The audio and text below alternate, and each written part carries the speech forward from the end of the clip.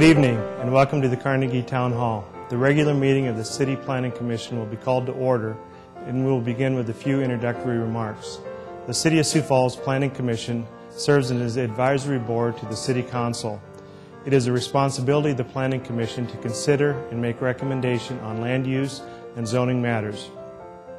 Conditional use permits and minor amendment requests will have final action here this evening, unless appealed to the City Council in writing within 5 days. Any decision made on preliminary subdivision plans or future land use amendment requests tonight will be referred to the City Council for final action at the third council meeting of the month. Any decision made on rezoning requests, major amendments, or ordinance amendments tonight will be referred to the City Council for final action at the first council meeting of the month. Council meetings are held at 7 p.m. here in the Carnegie Town Hall and are televised. Any action taken here tonight on a final development plan is final. The Planning Commission will first approve the consent agenda and then the regular agenda. In order to place certain non-controversial items on the Commission's consent agenda, planning staff and the Planning Commission applies the following criteria. First, the request conforms with the City 2015 Land Use Plan. Second, the planning staff recommends approval of the request. And third, there are no audience members present or written comments received in opposition to the request. And fourth, the application meets all conditions and requirements of the ordinance. Once the consent agenda items are approved, you are free to leave. For the regular agenda, the following normal public hearing procedure will be followed. By first requesting planning staff to present a brief report on each item. Second, the petitioner will be requested to come forward and make a statement or answer questions. After the petitioner, anyone from the audience who wishes to address a particular agenda item shall be recognized. Then, the Planning Commission will discuss the matter further and take appropriate action. We ask that anyone addressing the Planning Commission other than staff move to the podium microphone, identify themselves, and state their address for the record. Please limit your comments to less than 5 minutes. As a courtesy to everyone here tonight, we ask you please either turn off or silence your cell phone and pager. This meeting is being televised on Channel 16 and will be rebroadcast Saturday at 10 a.m., Tuesday at 7 p.m., and Wednesday at 1 a.m. Thank you for your cooperation.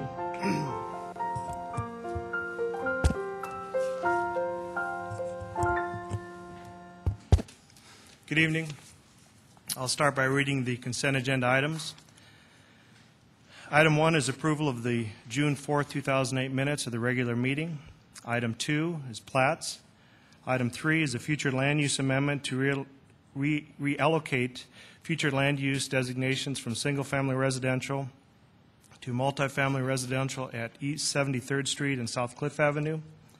Item 4 is rezone from AG Agriculture District to the RS2 Residential District for future development at west of Colbert Avenue at the end of West 60th Street, and that item has been deferred. Item 5 is a rezone from the AG Agriculture District and the Whispering Woods Planned Development District to the RS2 Residential District for future development at north of Southeastern Avenue and East 69th Street. Item 6, rezone from the RS2 Residential District to the RC Recreation Conservation District at West 53rd Street and South Klein Avenue. Item 7, rezone from the RS2 Residential District to the O Office District at East 77th Street and South Cliff Avenue. Item 8, rezone from the RS2 Residential District to the RD Residential District at 4208 to 4300 North Pennsylvania Avenue. Item 9 is a major amendment in Subarray C of the Grand Prairie East Planned Development District to amend the sub-area regulations at 26951 South Cliff or 77th Street and Cliff Avenue. Item 10 is a conditional use permit in the RS2 Residential District to construct a duplex at 615 South Highland Avenue. Item 11 is the final development plan in Subarea C of the Diamond Valley Planned Development District to construct a residential fourplex at East 73rd Street and South Cliff Avenue. Item 12 is a preliminary subdivision plan for Galway Park Phase 5 addition in the RS2 Residential District for future development of residential uses at west of Colbert Avenue off end of West 60th Street, and item 12 has been deferred by the applicant. Item 13 is a preliminary subdivision plan in the RS2 residential district for Whispering Woods South addition for the future development of residential uses at north of 69th and Southeastern. And that is all the items on the consent agenda. Is there anyone from the public who wishes to move those to the regular agenda? If not, is there a commissioner that would want to move the one of the items to the regular agenda? Okay. If not, is there a motion to approve the revised consent agenda with 4 and 12 being deferred? So moved. There's a motion and a second. All those in favor say aye. Aye. Opposed, same sign. The revised consent agenda is approved. Now on the regular agenda, item 17 and item 22 have been deferred as well. Item 17 is a conditional use permit in the C4 planned commercial district to install new telecommunication facility at 4000 West 49th Street. And item 22 is design review in the 49th Street Design Review District for installation of a new telecommunication facility at 4000 West 49th Street. So with those two items being deferred, number 17 and 22, is there a motion to approve the revised regular agenda? Mr. Chair, I'd make the motion to approve the amended regular agenda. I'll second. Okay. There's a motion and a second. All those in favor say aye. Aye. Opposed, same sign. The revised regular agenda is approved. So our first item on the regular agenda is public hearing for the 2009 through 2013 Capital Improvement Plan, otherwise known as the CIP. And I'm going to give a very brief overview of that, and then we'll ask for questions of the commission and comments, and then open it up to public comments.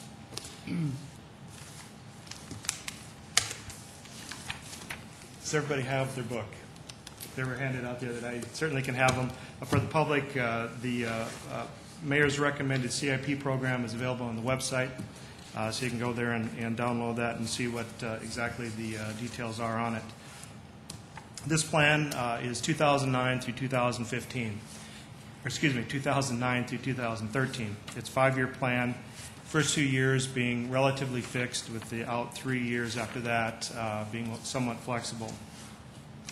And the city charter requires the Planning Commission to approve this document, send it on to council where they will continue to debate it and decide how it is executed.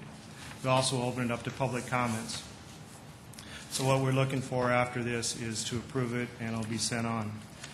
The CIP committee, which I am now part of, is 5 members, 3 being directors of the city, and 1 from the Planning Commission, so I represent the Planning Commission, and just was put on officially on June 12th, and David Van Belthuizen has been on for the last 5 years.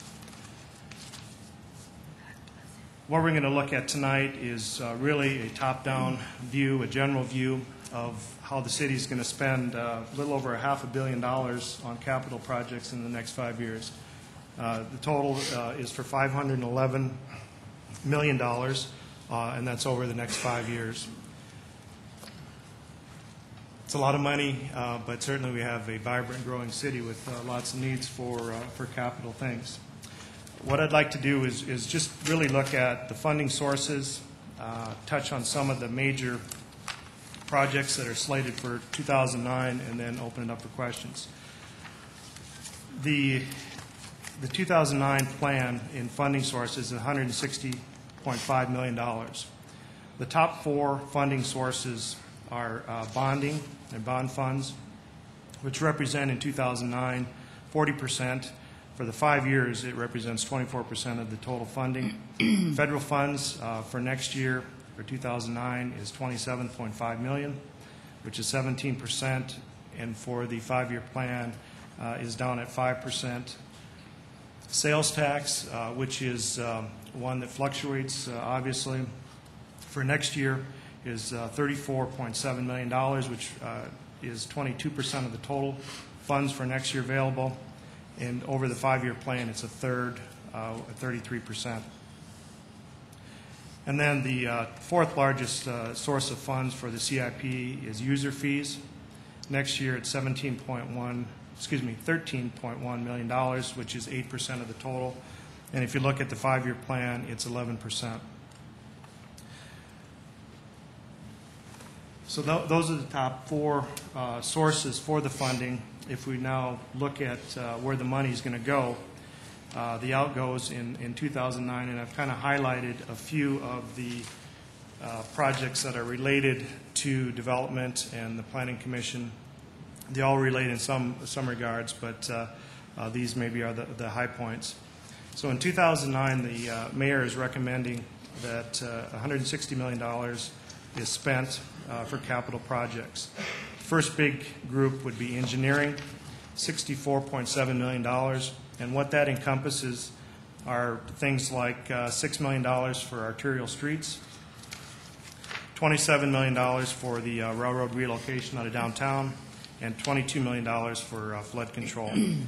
And $6 million is a lot of money for arterial streets, but I've been told that it costs $4 million to build a mile of street.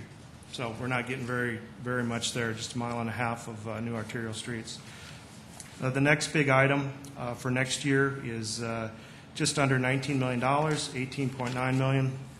And of that, $5.6 million is being spent on the junior football complex, $2.1 million on Sherman Park improvements, $3.4 million on the Greenway improvements, and then $2 million at the zoo. Next large item on the list would be $40 million for the water department, and the bulk of that is Lewis and Clark related, $33.5 million. The last one, and it certainly relates to the Planning Commission and planning and development on the east side of Sioux Falls, the Water Reclamation Department is in for $13.5 million, and $6.5 million, or approximately half of it, will be used for new lift station and land acquisition for a treatment facility. So that's kind of the top-down view of the CIP plan. Jeffrey gave me a statistic that in a normal year, about 85% of what we spend is on streets and infrastructure and utility improvements. So the vast majority goes for things like that. And the pie chart, if we could put that up again, with the funding sources and the uses, and those are for the full 5 years, not for 2009 only. So that's kind of a abbreviated version of that. It's on the website, it's in the books if you care to look any further. But at this time, we'll entertain any questions or comments from the Planning Commission, and Jeffrey's here too if we have any questions of him.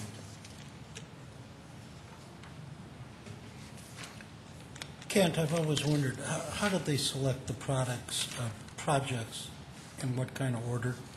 Does that come from the mayor as far as the projects? Thinking of arterial streets, is there more arterial streets needed than are being funded for next year? And do they pick and choose which streets are going to be completed at this time? I'm going to defer to Jeffrey and ask him to come up here to answer that. Since I've only been on since June 12th, I don't know the answer to that. I don't mean to put you on the spot. I've always wondered about that, though. Yes, sir.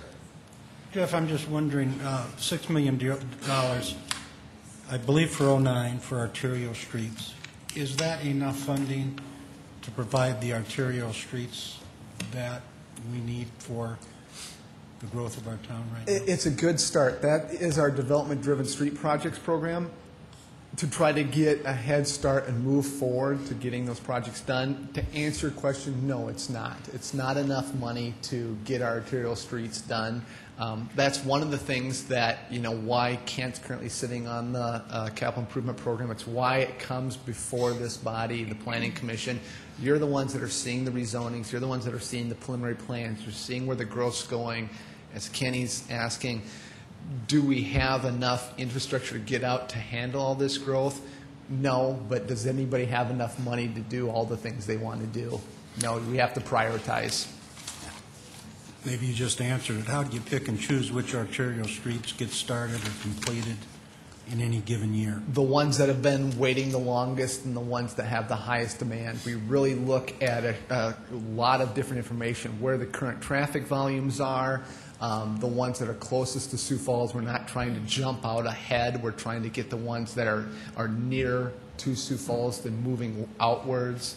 But it's really looking at the ones that are in the worst shape, the ones that have the highest demand with traffic volumes, accidents, safety issues, and prioritizing. It can't be part of that decision-making process now as to what? Absolutely, because staff puts together their requests from, it's a hierarchy within staff, and they bring them to the board, and then the representative from Planning Commission is able to look at it and kind of get a feel as they go along. Well, I remember seeing annexations and rezonings in this area. Okay, thank you, Jeff. Yep. Any other commission questions or comments? Okay, is there anyone from the public who would wish to comment on the CIP program? If not, I'll be looking for a motion to approve it and send it on to the council. The motion to approve the capital improvement project for 2009 to 2013. I'll second. There's a motion and a second. All those in favor say aye. Aye. Opposed, same sign. Item 14 is approved.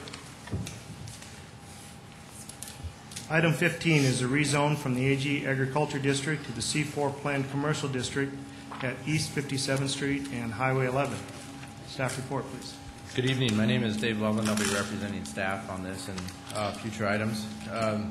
The applicant on this project is proposing to rezone the subject property to allow commercial development at the intersection of East 57th Street and South Dakota Highway 11. This intersection where Highway 11 is going is part of the planned South Dakota 100, the future beltway improvements around the city. The size of the parcel itself is 20.23 acres. Last month, the Planning Commission approved a future land use amendment on this and two other pieces of property just to the east of this. At this time, only this parcel of land is being considered for the rezoning itself. As far as infrastructure goes out in this area, the city does not have plans to construct water lines to the subject property. So the applicant does have the option to construct the necessary lines at their own expense, and then that would be in working with the city's Public Works Department to determine the exact need and size of those water transmission lines. As far as sewer, the sewer is in the area, and the developer is required to participate in the east side sanitary sewer cost recovery prior to any approval of plats. There's a regional detention facility planned in this area, although that has not yet been constructed. So if the applicant were to move forward with development before that is completed, they are responsible for constructing an interim BMP, which is the detention facility on that site. So because the subject application concentrates commercial uses at a major street intersection and does not adversely affect neighboring properties, we are recommending approval of this rezoning. So I can take any questions.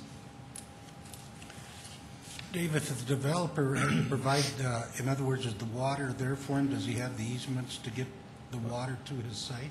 Not at this time. Well, the developer would have to answer that question. I'm not sure if the easements are in place yet or not, but that would be something that they'd need to coordinate with the city's Public Works Department. If the developer did that as his own expense, would he expect some cost recovery down the road then? That's a negotiation that he'd have to undertake with the Public Works Department. It depends on various issues such as the size of the lines and where those are placed and how they're going to be looped together to provide adequate water pressure.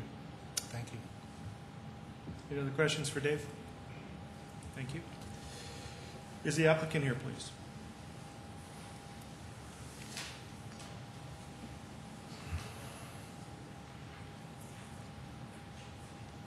Clayton Jameson, 300 South Main. Anything else to add?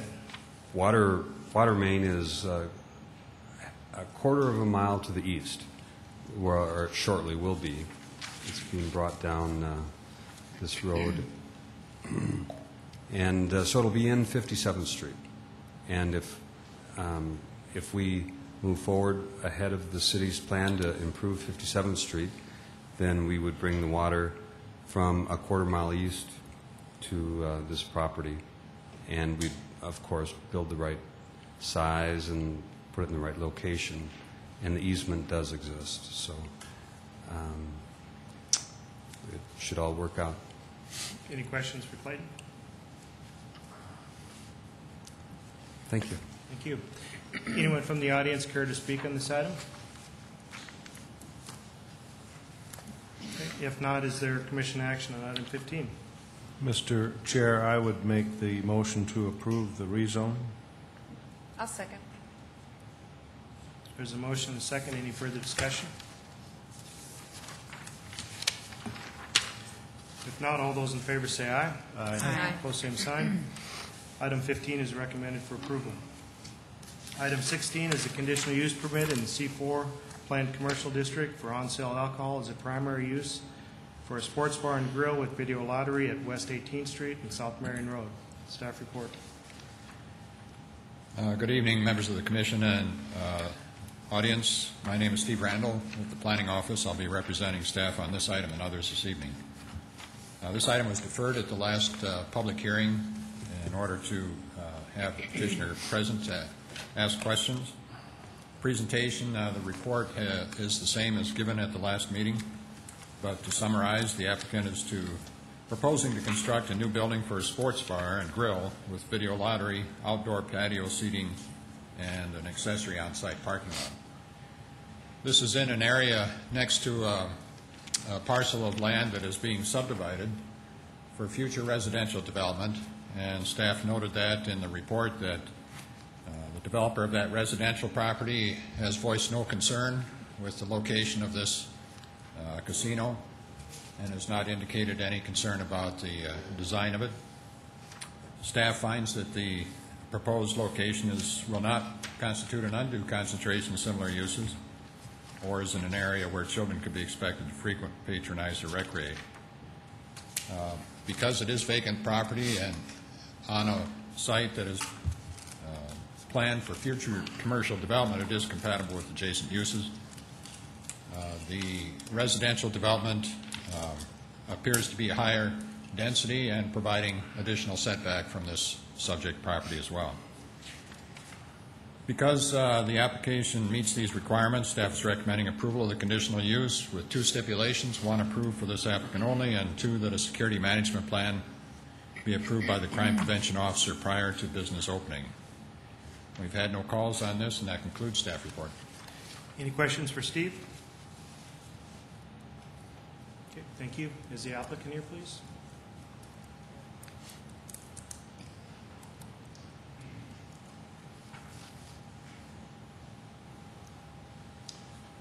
Good evening. My name is Thomas Thompson, and we do propose to build a bar and a grill at that location. Probably going to have some amusement games in there, such as shuffleboard, jukebox, foosball, pool tables, and we're going to have a small grill in there, serving grill food, burger baskets, shrimp baskets, French fries, stuff like that, pizza. Also video lottery. It'll be a 6,000 square foot building with a 1,000 square foot patio off to the side. So if somebody does want to go outside and relax, they can. Any questions? Questions for Thomas?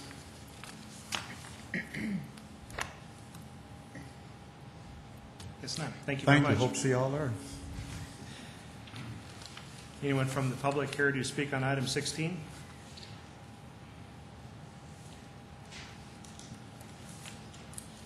Okay, if not, is there commission action?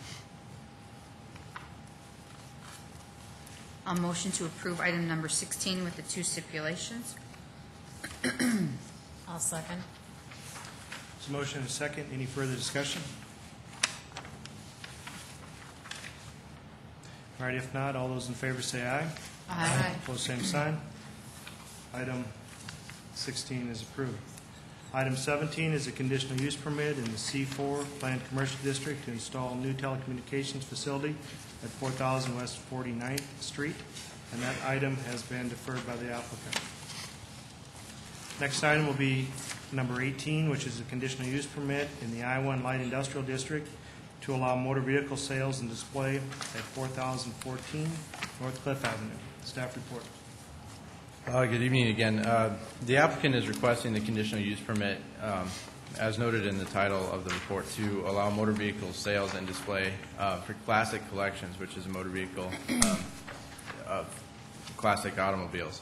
The size of the parcel is about 3/4 of an acre. It is an existing building that was the former home of, I believe, AOX Welding. In your staff report, we are recommending approval of the project. There are 3 conditions on there.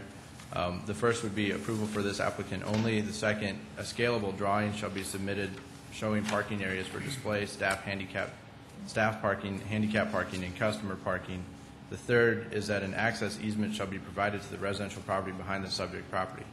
Now, there is to the east of this property, this is a fairly old area of the city, and there was a residential lot in that area that does not have direct access onto a public right-of-way.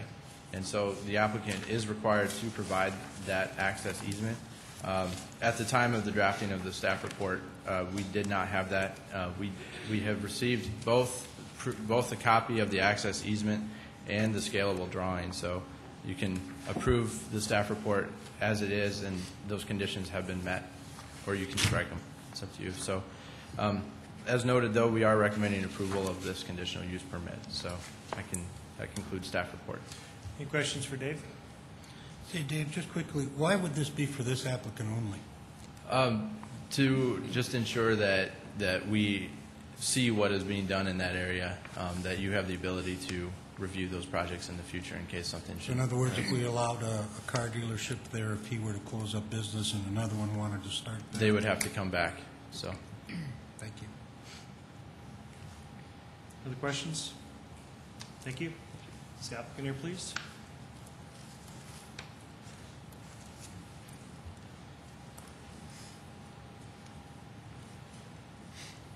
I'm Kevin Kappenman. I represent AOX Welding Supply, where we put this classic car, used car lot. It's in one of our buildings. We have 3 buildings right across, on Cliff Avenue, 4100, 40, can't remember the other one, and 4014. I know all of the requirements as far as easements and everything that have to be met. We're not having a lot of cars, probably 5-6 cars at a time. So we do not have a lot of cars that would be there. We do have room for more than that, but basically that's what it is. Good. Any questions for Kevin? Good. Thank you. Anyone from the audience care to speak on this item? If not, is there commission action on item 18? I'll move for approval of item 18 with the 3 stipulations. I'll second.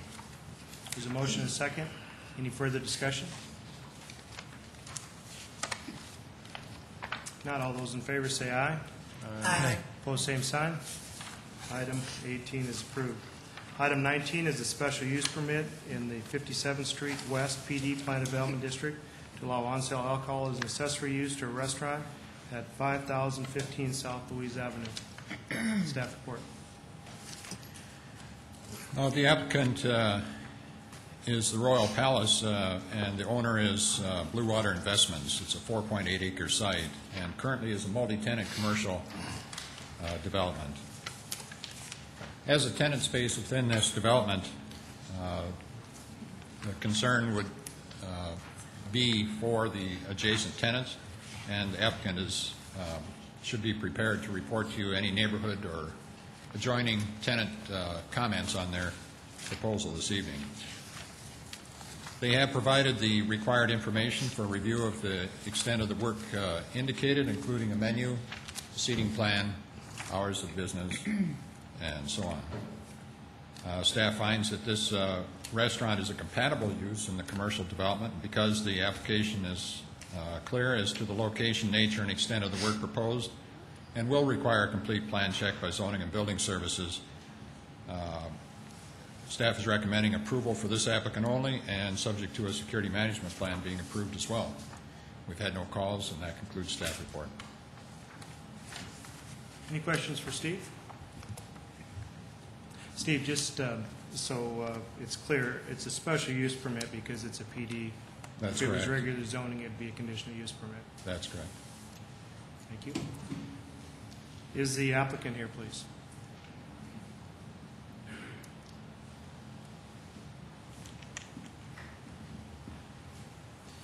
Jim Bruns, 4005 East Tiger Lily Street.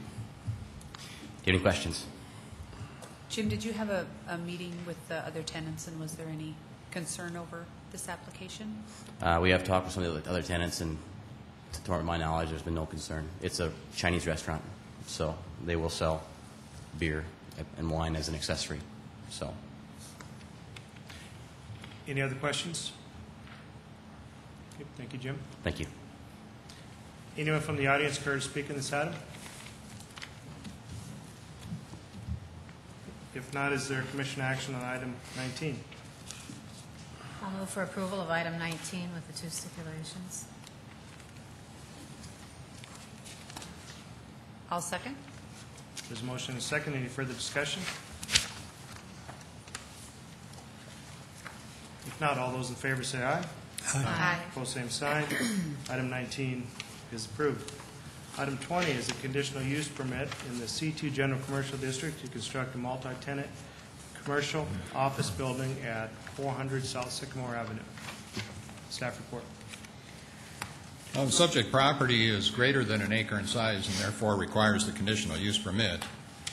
It's actually a 9.3 acre site that currently has a commercial business center located on it. You might remember it as the Austed Company development there with warehousing and retailing and office uses on there, as well as a large parking lot. And the applicant is currently constructing a multi-tenant office building, 12,000 square foot in area, in an existing parking lot at the northwest corner of the subject property.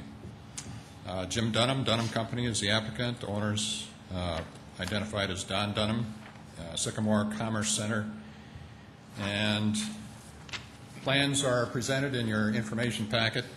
And on the screen, as a portion of this total building complex, parking requirements and a plan have been provided for the entire site as requested by staff, indicating that not only the requirements of the building under construction, but also the parking requirements of the existing building will be met. Staff notes that the parking requirements, if the use were to change to totally office or totally commercial, would not be met, but given the situation with the existing warehouse uses, the parking requirements are met. Applicant is indicating that there will be a new 6-foot-high cedar fence located along the north property line to screen the parking lot from adjacent residential use. Existing signage will be utilized. Staff is recommending that there be a pedestrian connection from Sycamore Avenue public sidewalk to the front of the building.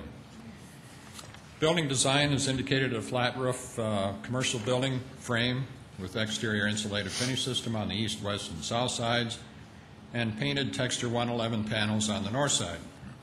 Typically, we would ask for building materials to be the same on all 4 sides. In this particular case, the applicant is considering this to be a rear yard application in which they have employed a similar design in other parts of town. Because the application has provided clarity for the location, nature, and extent of the work proposed, and we'll have to go through a plan check prior to obtaining a building permit, and because they're only disturbing a portion of the parking lot, therefore the setbacks, pavement, landscaping that were previously required are still being met, staff is recommending approval. We had one call from a neighbor who was concerned that a bar was going in, and we assured him that a bar was not going in, it was an office building, and he was not concerned anymore. That concludes staff report. Questions for Steve? Okay, thank you, Steve. Is the applicant here, please?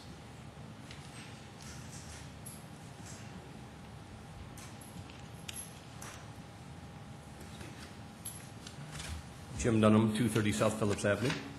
Happy to answer any questions. I will state that I think Steve did a very good job describing our project. The only minor issue we probably had with the city was the side of the building, what we consider the rear of the building.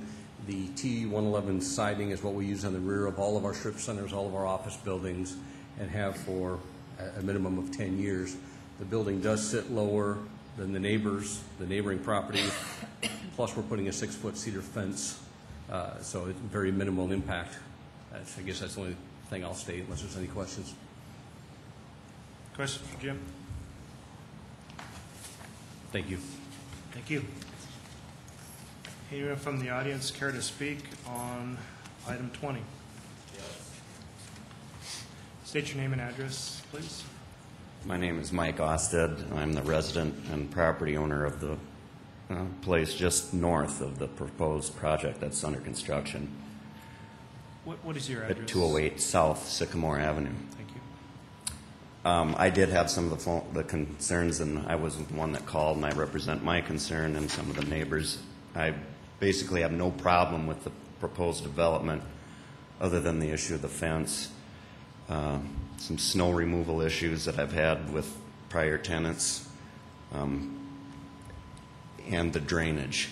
It's quite close in elevation. I just want to make sure that, being as my property is 13 feet north of the wall of this proposed site, I just want to make sure that there's going to be leeway and the snow removal will be handled in a way that isn't dumped or bleeding onto the property, onto my property as it has before. Basically the fence issues that I've had some maintenance problems from snow that was piled up on the fence that has since been taken down. Also, regarding that fence, would it be just if it's a staggered fence, or if the good, I would like to have the good side facing out, simple things like that, and lighting. Basically, wouldn't want to have much light, huge lights overhead, and the construction of that are my concerns. Okay. And if those can be... We'll have Jim maybe address some of those in just a second. Are there any commission questions for Mike? Okay, thank you. Thanks.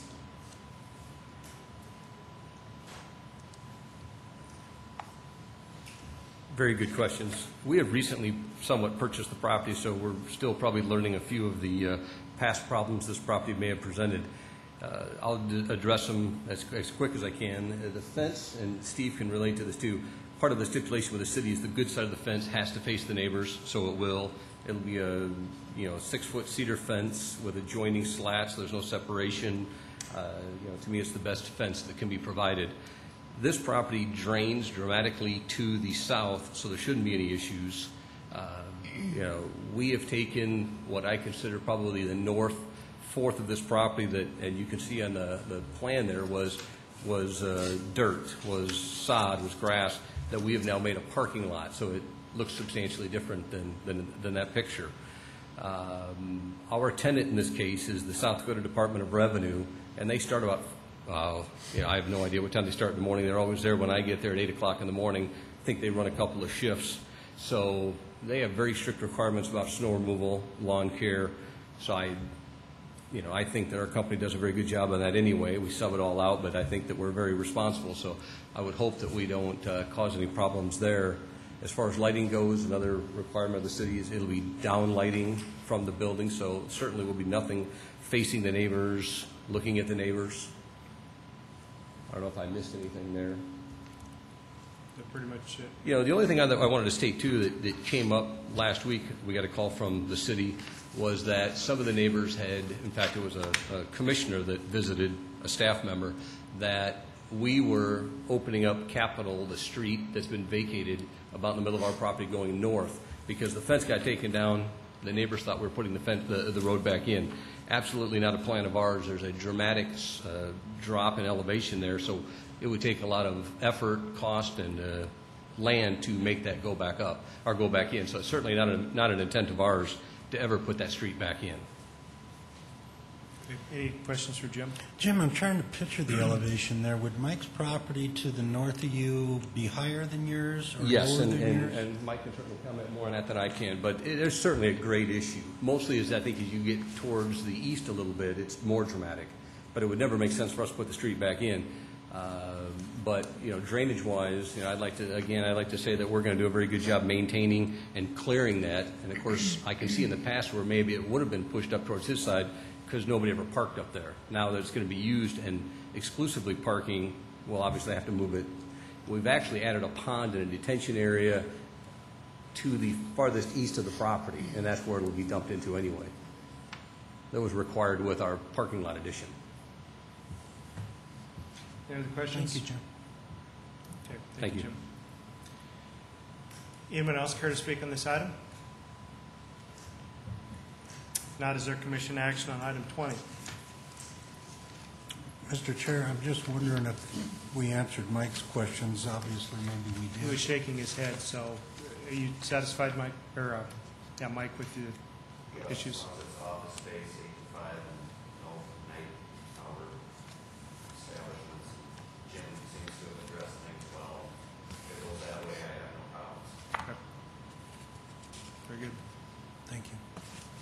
Commission action. Move Item for 20. approval. I'll second. There's a motion and a second. Any further discussion? If not, all those in favor say aye. Aye. Opposed, same sign. Item 20 is approved. Item 21 is a minor amendment to subareas A and B in Southern Hills Plan Development District to increase allowable building height from 35 feet to 45 feet at East 57th Street and South McCarthy Lane. Staff report. Well, the applicants and owners are represented by Vanderwall Associates and Darrell Berry, Golden Triangle. It's a 3.5-acre site. Currently, the property is vacant. It has been vacant for some time. There have been a number of projects proposed in here, typically commercial in nature, and the neighbors have opposed commercial development to this point. However, the applicant has put together a mixed-use project that includes residential as well as commercial and office. And staff has had no calls from neighbors on this. And the applicant has said they have had a neighborhood meeting and is prepared to report on that this evening. So I'll get into a description of the project itself.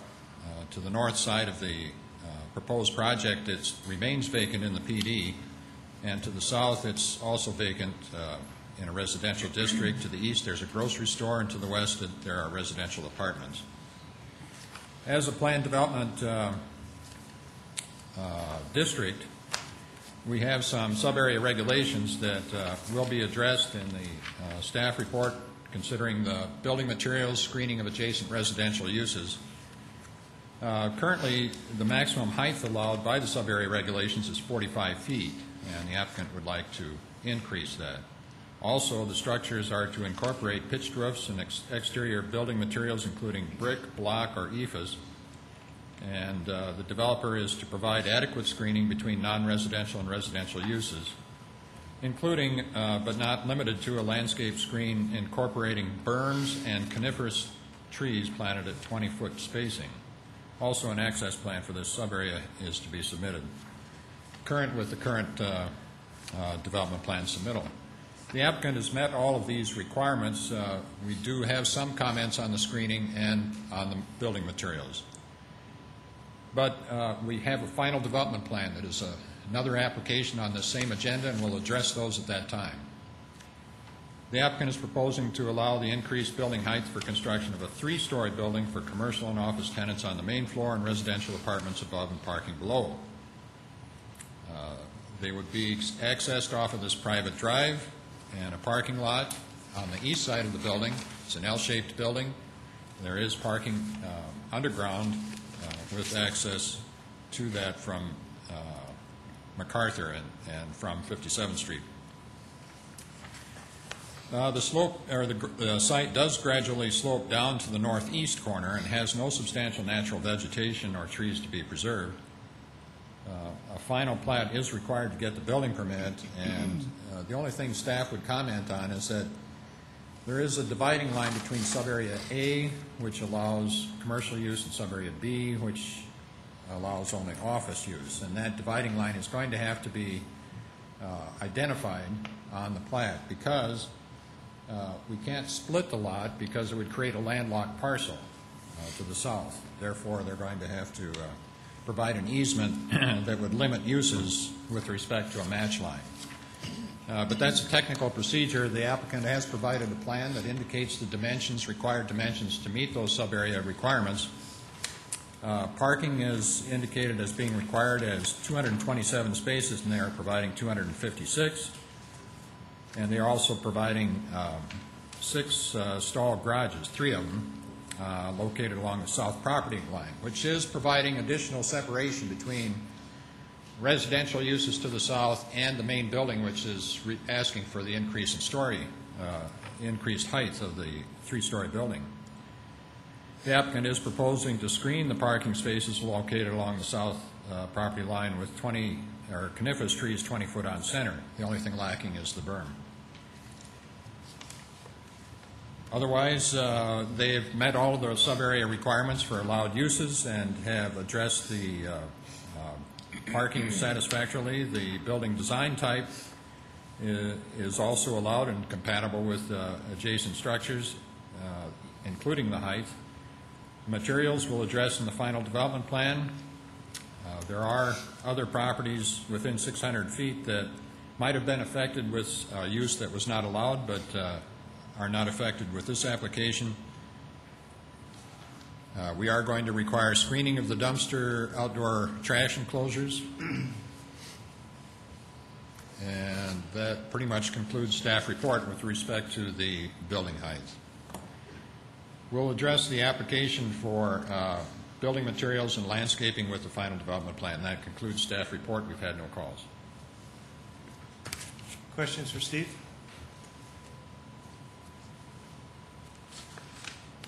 Thank you, Steve. Is the applicant here, please?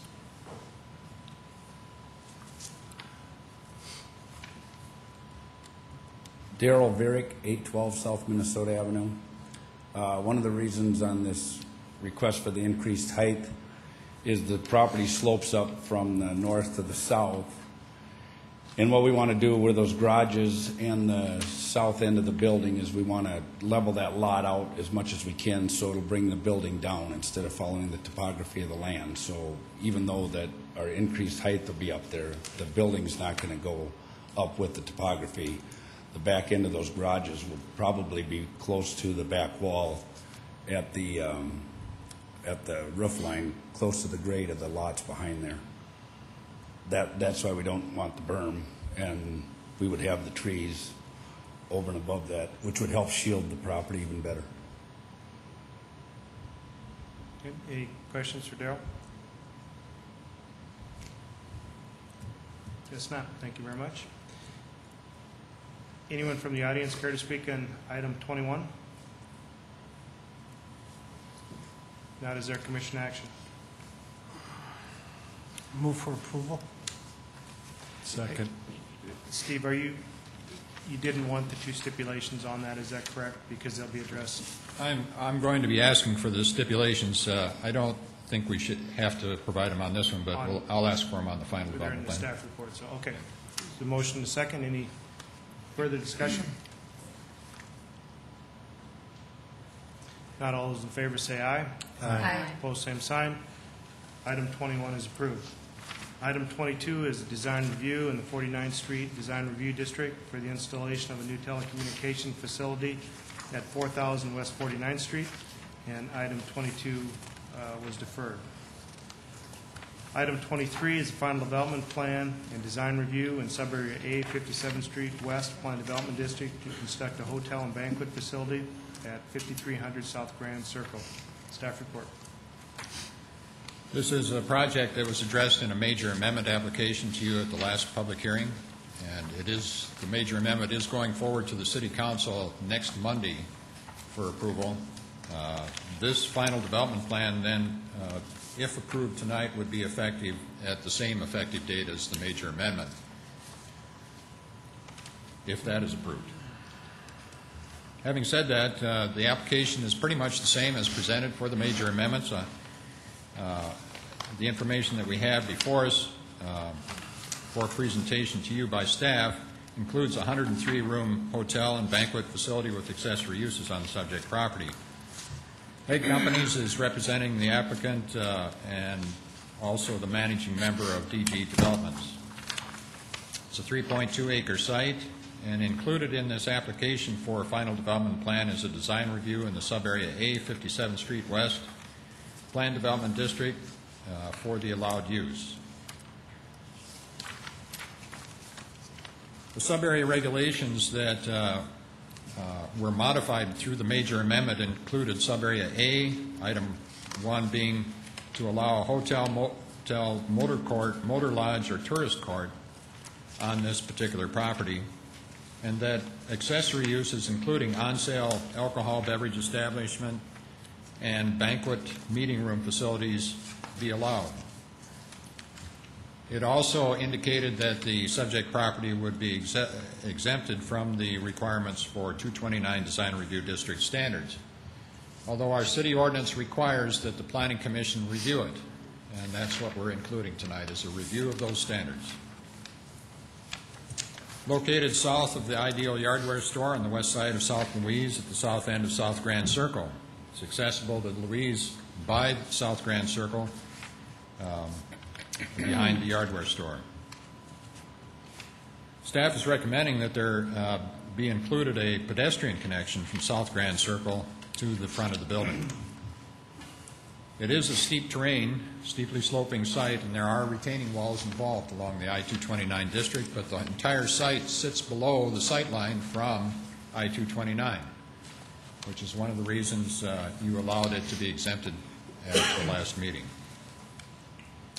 Setbacks include a variance that was allowed through a minor amendment at the last meeting also, and they have conformed to those minor amendment standards established for minimum setbacks, as well as landscaping and parking. Parking requirements were also reduced through the minor amendment.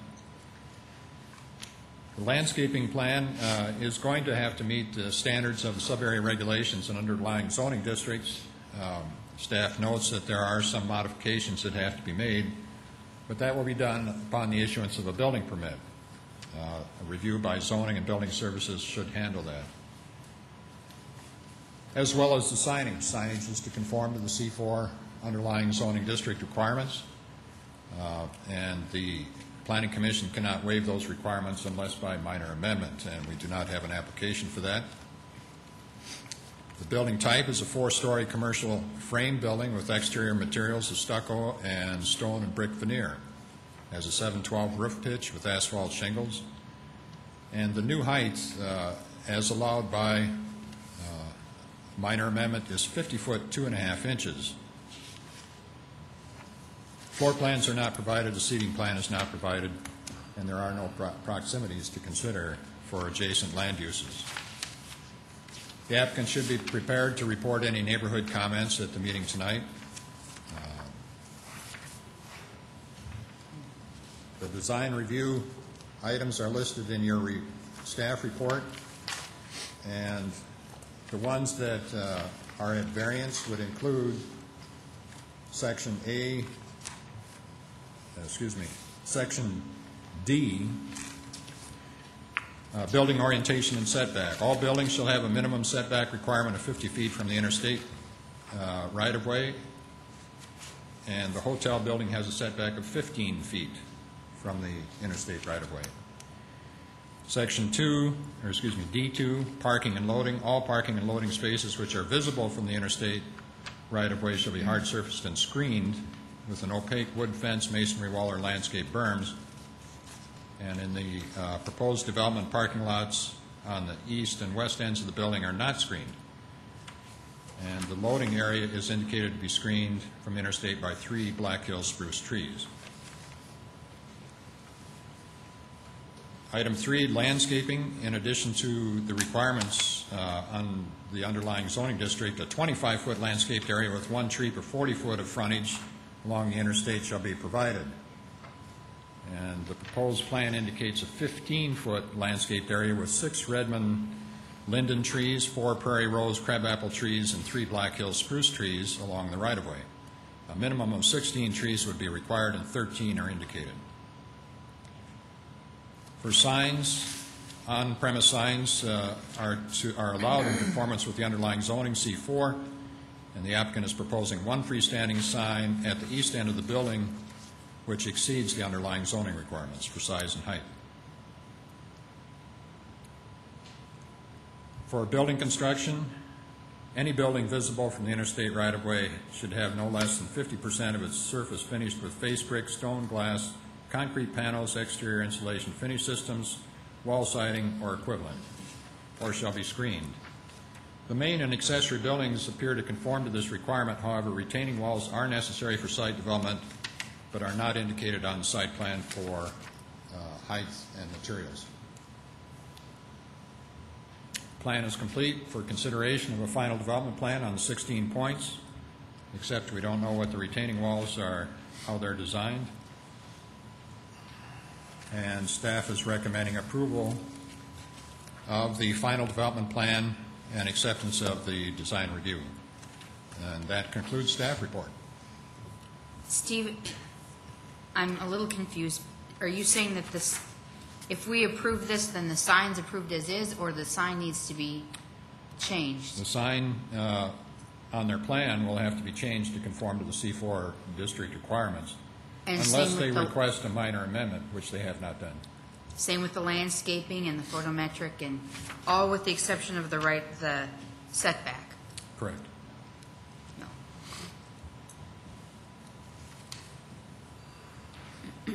The sign has to conform to the C4. Everything else has been exempted because you approved it to be exempt from that district in the last meeting.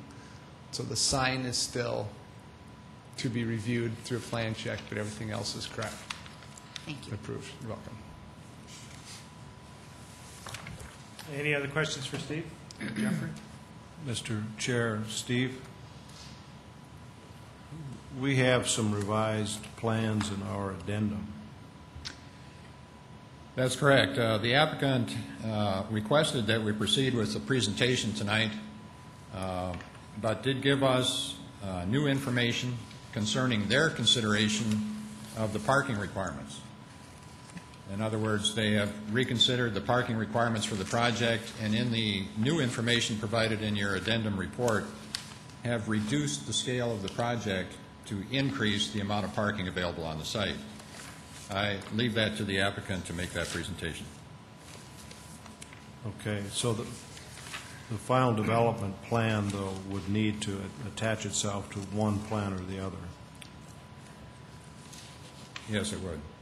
Okay, thanks. Any other questions? Is the applicant here, please?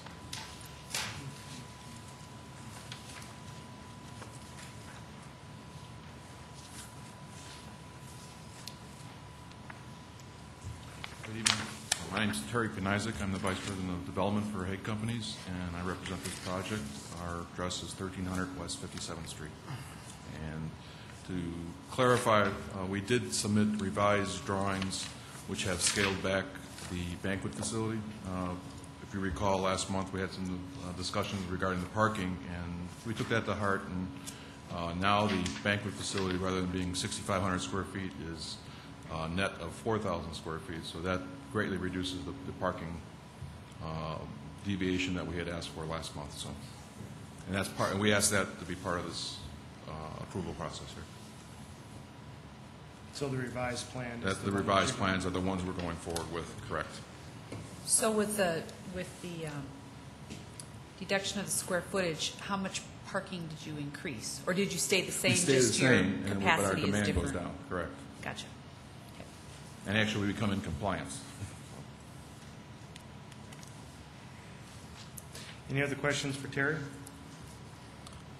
Mr. Chair, Terry, staff asked the question regarding the retaining walls. Do you have some idea of how you plan to construct or clad those? We're still working with our engineers and the city to see how we're going to have to cut and fill the site. As Steve mentioned, the site falls off considerably to one side, so there's going to be some movement of dirt around and some retaining walls. The retaining walls will be of a finished material. It will not just be a block wall. It will be something that is going to be part of the landscape plan. So it'll be acceptable. It's obviously with the rest of the finishes on the building, it's going to be compatible with that. Thank you. Other questions? I have one more question, Terry. It looks like your landscaping plan has changed along the back as well. Slightly to reflect the new layout of the footprint. Okay, but it shows that it has even less trees than before. We're willing to comply with the tree requirement. Our architect has just spaced trees based on the available green areas that were there. But we are somewhat constrained because of the topography of the site, but we'll match as many trees as we need to put in there.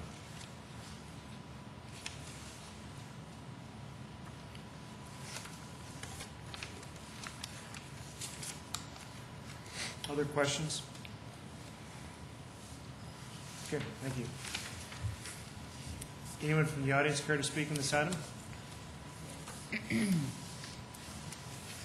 not, is there commission action on item 23? Mr. Chair, I would make the motion to approve the final development plan and design review for the revised site plan, landscape plan, provided as part of our addendum. I'll second. There's a motion and a second. Any further discussion? If not, all those in favor say aye. Aye. Opposed, same sign. Item 23 is approved. Item 24 is the final development plan in subareas A and B of the Southern Hills Plan Development District to construct a mixed-use building at East 57th Street and McCarthy Lane. Staff report.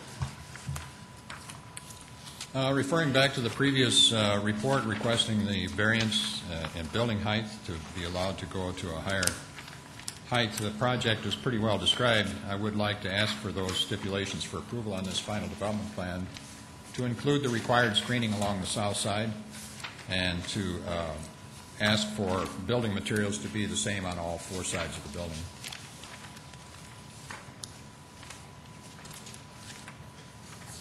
Any questions for Steve? Okay, thank you. Is the applicant here, please?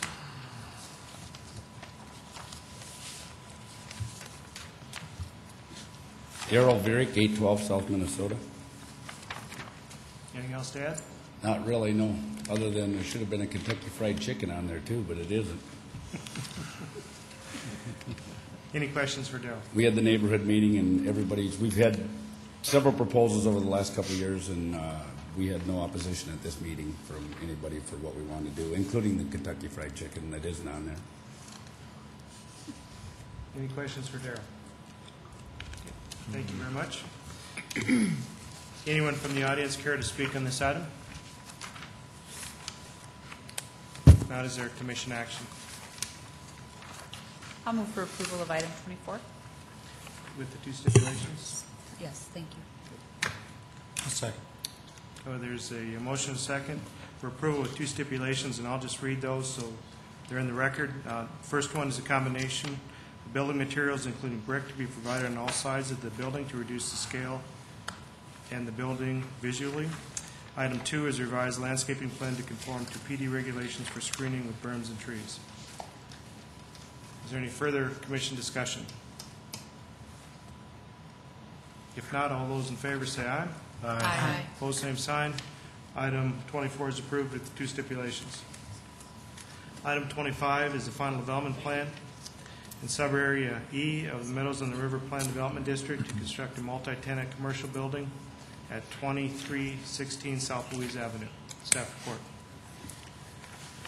This also was a previous item on a Planning Commission agenda, a major amendment to allow the use in subarea E of the plan of the Meadows on the River Plan Development District.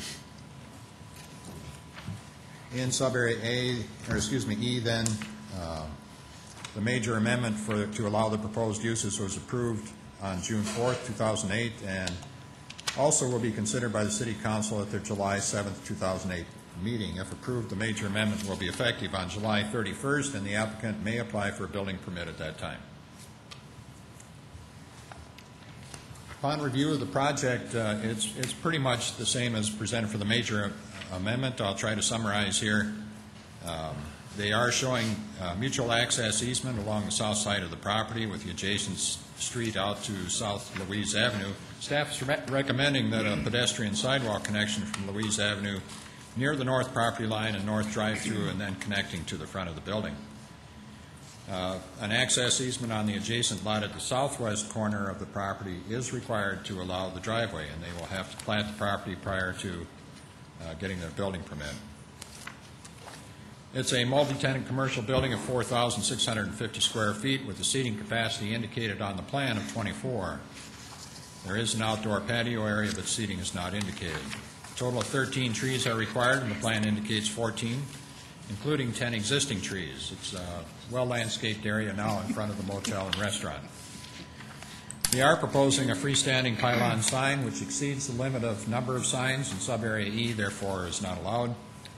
Their building signage is allowed based on the C4 planned commercial district, but is not indicated on Louise Avenue. They do show some awning signs facing the parking lot to the east. Building type is single-story commercial frame. Wall materials indicated as lap siding, EIFS, stone, and aluminum entrance systems. Roof pitch is not indicated, but roofing materials noted as asphalt shingles. The maximum height allowed is 45 feet. They're indicating a maximum height of 21 foot 3 inches. Main floor indicates table seating for 24, a wine bar, coffee bars, storage, and building support. There is a basement which has storage and mechanical rooms, but occupied space is not allowed below the floodplain elevation.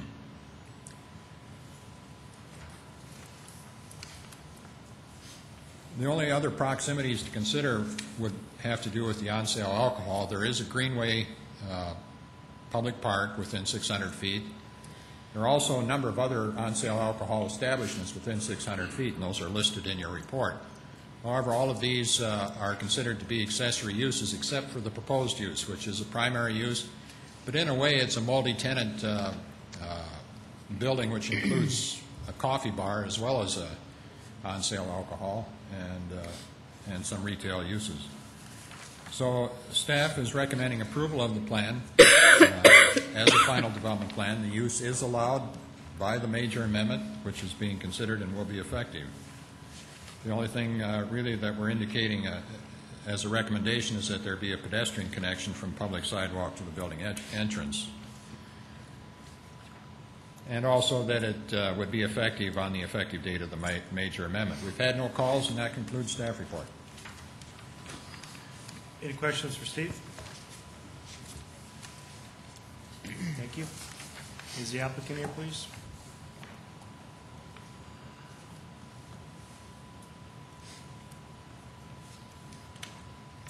Beth Gunther with Coke Hazard Architects, 431 North Phillips Avenue. The site basically is in front of Johnny Carino's and Clubhouse Suites on Louise Avenue, and I'll address your questions. Questions for Beth? Guess we don't have any. Thank you very much. Anyone from the audience care to speak on this item?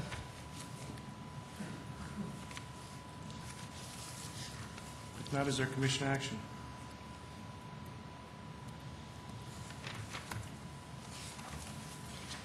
I'll move for approval of item 25 with the one stipulation.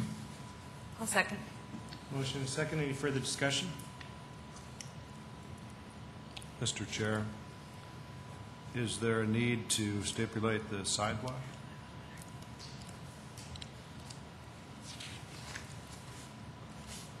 We could ask the petitioner if they took that comment to heart.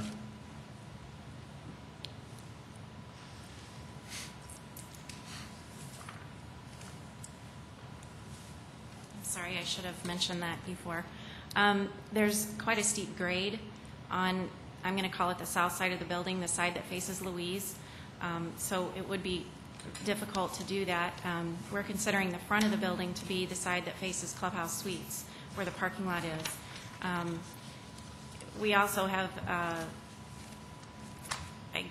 I guess I'd like to address that the sidewalk that's there on Louise Avenue, there's no connection to a parking lot at all, so there aren't really pedestrians walking that sidewalk, so we're not sure, why the sidewalk would need to be placed there. I think, Mr. Chair, that we have been trying as a planning commission to develop that connectivity to the sidewalk system in Sioux Falls, and so whether there's somebody there or not probably may change Sure. over time. So I think we'd still like to see that connectivity if at all possible. Obviously, it needs to meet city standards for accessibility. Sure. Also, I'd like to mention that the doors indicated on that side of the building are emergency exits. They're not actually an entry. There's a drive-through, so the sidewalk from Louise to that middle portion of the building would have to cross the drive-through. Mr. Chair, maybe I need to understand Steve's comment. I thought the sidewalk was to try to get people to the parking lot side of the building. That's right. Yeah. Oh, from the north side? I apologize. I was thinking from the south side from Louise. Okay. We'll comply with that. Thank you.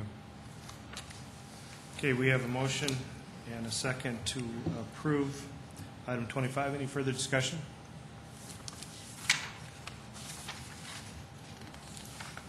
If not, all those in favor say aye. Aye. Opposed, same sign. Item 25 is approved with one stipulation. Item 26 is final development plan in subareas F and G of the Dolly Farm Village Plan Development District and a minor amendment to allow an increase in building height from 25 feet to 29 feet for building D2 at the southwest corner of Arrowhead Parkway in South Dakota 100. Staff report. Good evening again. The applicant is here tonight to present to you a final development plan as shown for several outlots in the Dolly Farm development. The mainline building was approved last fall, final development plan for that mainline. The outlots that are under consideration right now, you've got plans that label the buildings. The buildings under consideration are B1, C3, C4, D2, D3, and D5-6.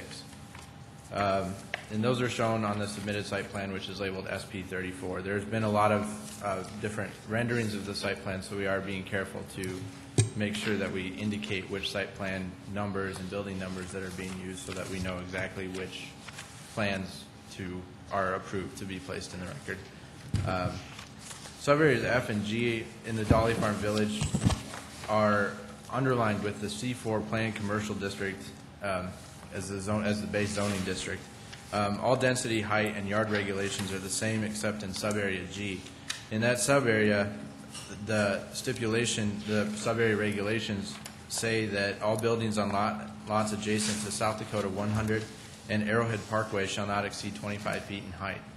Now, that's the reason for the minor amendment, for the addition of the minor amendment on building D2. The applicant submitted a plan that showed parapets on that building as labeled D2 that staff believes enhances the visual quality and aesthetic appeal of that building, and so we are in support of a minor amendment that would increase the height from 25 feet to 29 feet. Those parapets are 4 feet high off of the main line off the main roof line, and so that's where the 4-foot increase comes from. That's also indicated in a condition later in the staff report, I believe. As far as the site itself, the site under consideration is 15.24 acres. As noted, we are considering 6 different buildings. The applicant has had several neighborhood meetings, and I believe that both they and the neighbors are here to address any comments that they have on those. Some of the issues that we should look at would be that, and a lot of these pertain specifically to planning and zoning check and will have to be either corrected or complied with at the time of the building permit application. Building D3 appeared to indicate a drive-through, and that stacking spaces are required to be shown. Those weren't shown on your plans, although that's a fairly minor fix, and those plans can just show that at the time of building permit application. The same goes with building B1. It doesn't have a floor plan attached that shows the number of seats. Building B1 is, and I apologize for the timing of the slideshow. It was difficult to time them exactly, the buildings exactly as how we read the staff report, so they're a little bit out. But anyway, building B1 is proposed as a movie theater complex. They did not submit a floor plan that shows the number of seats, and so we were unable to specifically determine whether the parking ratio was met. No photometric plans have been are required, but cut sheets showing the specifics of the proposed light should be submitted. All buildings over 5,000 square feet, which I believe all of these are, do need to show at least one loading space. Those have not been shown on the plans either, but again, those can be shown at the time of building permit application. As far as the site location, the location is on the southwest corner of Arrowhead Parkway and South Dakota Highway 11, which is the future South Dakota 100. It's under construction at this time. The adjacent streets, again, are Arrowhead Parkway. Streets that serve the interior of the property include South Highline Place, East 18th Street, and East 18th Street. Access directly to these buildings will come from those interior roads, South Highline and East 18th. The physical characteristics of the land right now is undeveloped, and it's rolling topography.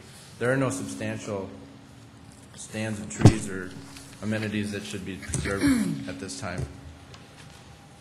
The subdivision plan has been previously approved, including property lines and easements. Anything that changes must be approved. Prior to that, regarding easements, they have to be platted and approved and filed at the county. Let's see. Setbacks and required yards. Required front yard setbacks are dependent upon the building frontage, side, and rear yard setbacks are not required unless they're abutting a residential district. That doesn't apply to any of these buildings under consideration at this time. Building D2 and D3 are located on the north side of the project site, adjacent to Arrowhead Parkway.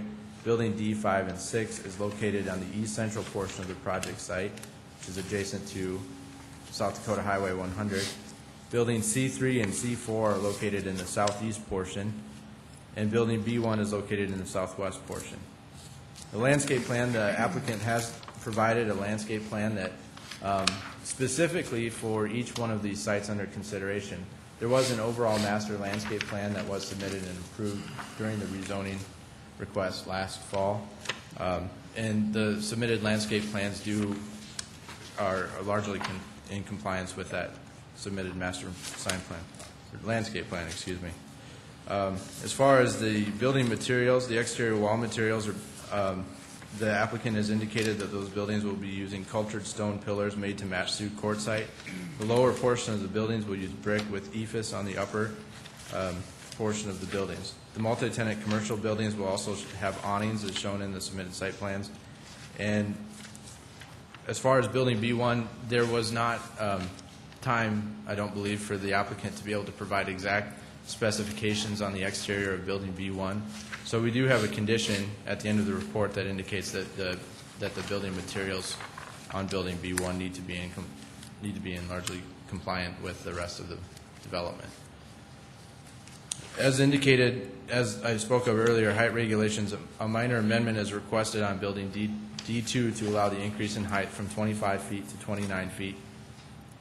Buildings D3, D5, and 6, C3, and C4 are 25 feet in height, and building B1 may be up to 45 feet in height. A neighborhood meeting was scheduled to be conducted on June 30th, and as I indicated, both the applicant and I believe the neighbors are here to address any comments that they have about that. And because we are indicating, because the subject application conforms to previous approvals and provides a well-designed project, we are recommending approval of this final development plan and minor amendment with the following stipulations. The first is rendering submitted depicting the proposed Best Buy, which is building B2, are approved for building, the renderings depicting the Best Buy are approved for building D2 only as shown on the submitted site plan. Building B1 should maintain the general theme of the development. Third, the subject property is to be platted prior to the issuance of any building permits. The fourth, final grading contour shall be submitted as part of the required building permit. The fifth is black ash or other ash tree varieties shall comprise no more than 25% of the total deciduous shade tree count, and a landscape plan specifying the exact species of each tree shall be submitted for each building area as part of that building permit application. The landscape plans that we have in right now just indicate shade trees without specifying their exact type, and so to provide that and to provide diversity in the landscape cover and the tree cover, we are asking for the 25% limit to the one species. And the sixth condition is that the vacation of the old portion of South Dakota Highway 11 is required prior to the approval of any plat. I believe that process began on Friday, although I am unsure of exactly where they are in that vacation process. So that's an issue that I believe the applicants are working out with the state at this time. So as I noted, we are recommending approval with those conditions, and that concludes staff report. Questions for Dave? Mr. Chair, Dave, regarding stipulation number 2, the aesthetics of building B1, I would hate to see this development wrap itself around a core group of materials exclusively. Right. And not let some of these buildings, in particular the movie theater, express itself a little bit. And so I hope there's some latitude there, because I kind of like the elevation they submitted. Sure, no, and it is. The second condition, as written, provides the generic basis for, just to indicate that it should maintain the general theme. If we wanted to be specific about, requiring the Sioux Court site, we would have said that, but we just want the theater to look like it belongs in that development. So, other questions? Which building is the movie theater? Movie theater is building B1. Thank you. Yep, that's as Steve is showing on your screen. But you said something about the parking not defined for this. It's not similar to the site plan the way we see it? I may have misspoken, but we were unable to specifically calculate whether they meet the ratio of parking required, because we didn't have a floor plan that indicated the number of seats within the theater. So let me look back here. The parking is required at 1 stall per 4 seats within a movie theater, and so because we weren't sure how many seats there were, I believe that there's plenty of parking there, but we'd have to make sure, and that would be required at building check. Thank you. Yep. Other questions? Okay, thank you. Thank you. Is the applicant here, please?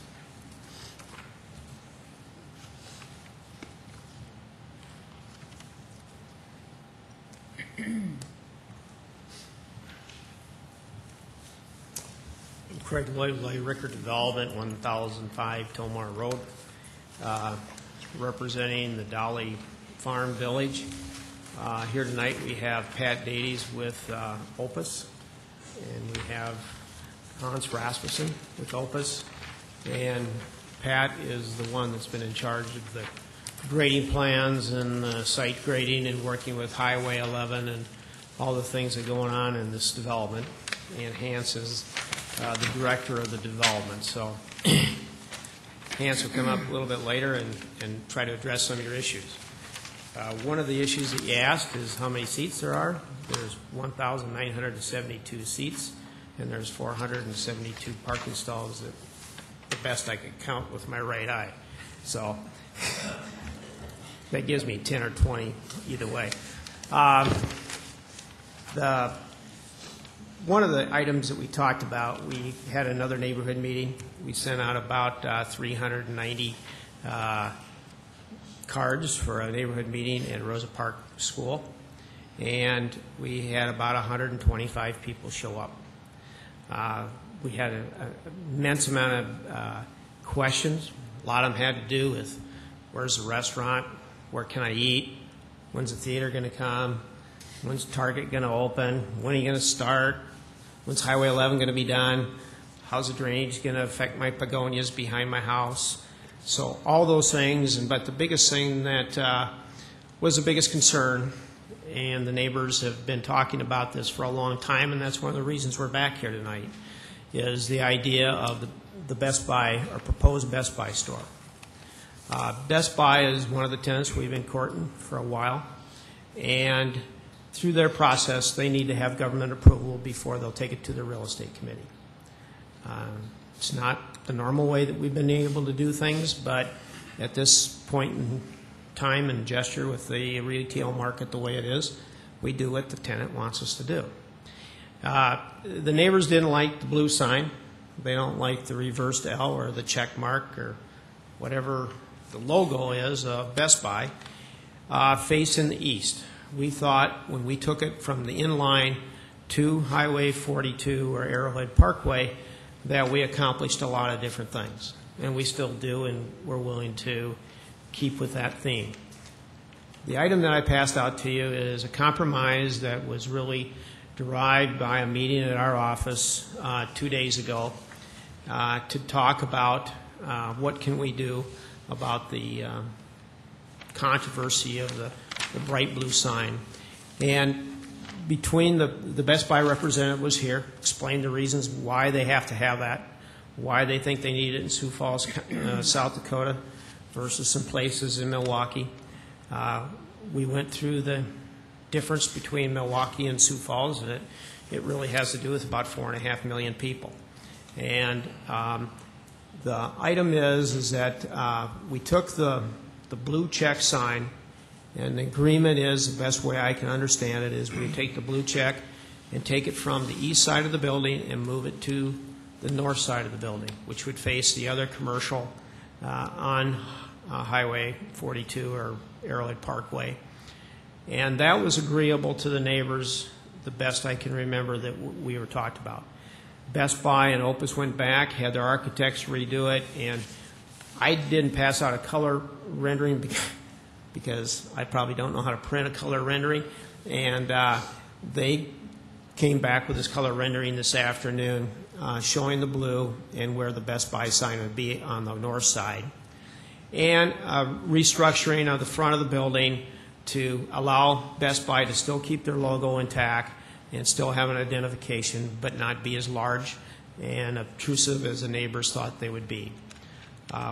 We think we've come to an agreement, and there's some neighbors here tonight can address that and speak for themselves. The balance of the buildings, we've tried to follow the same quality of construction that Opus has always followed in everything that they've done in Minneapolis and other markets, and showed those to all the neighbors, had a lot of positive comments. They love the theater.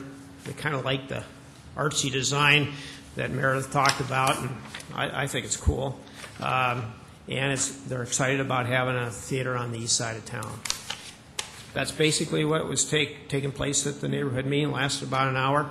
We did submit all the people that showed up to the meeting, and if you have any more questions, I'll be happy to answer them. Any questions for Craig? Thank you. Thank you.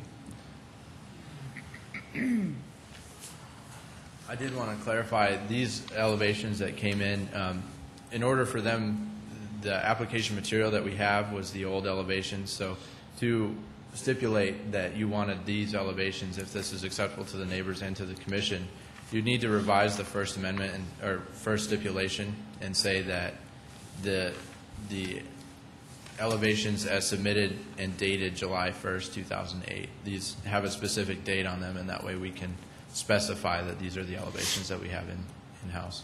So.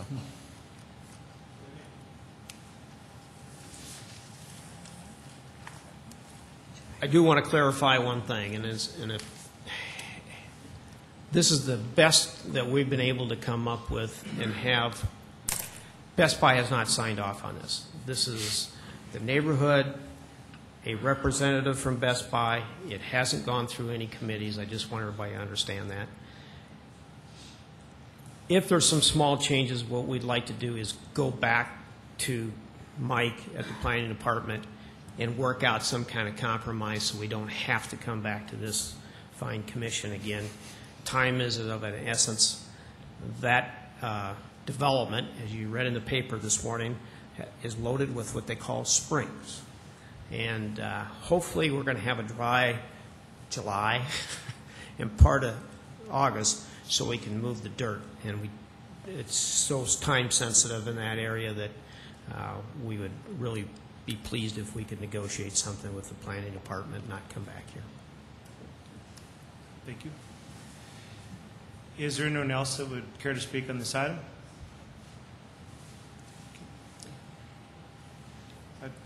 Just a reminder, let's keep comments to 5 minutes or less so everybody can speak tonight, please.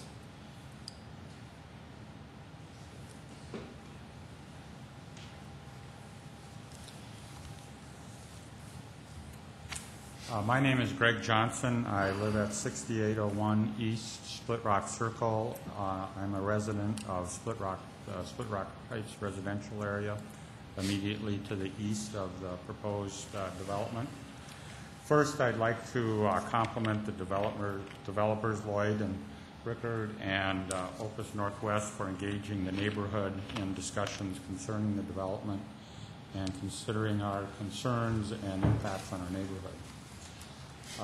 As a neighbor, I recognize this development is proceeding and just wish to offer a proposal concerning signage on some of the retail buildings that will be constructed across the road from the single family residential area.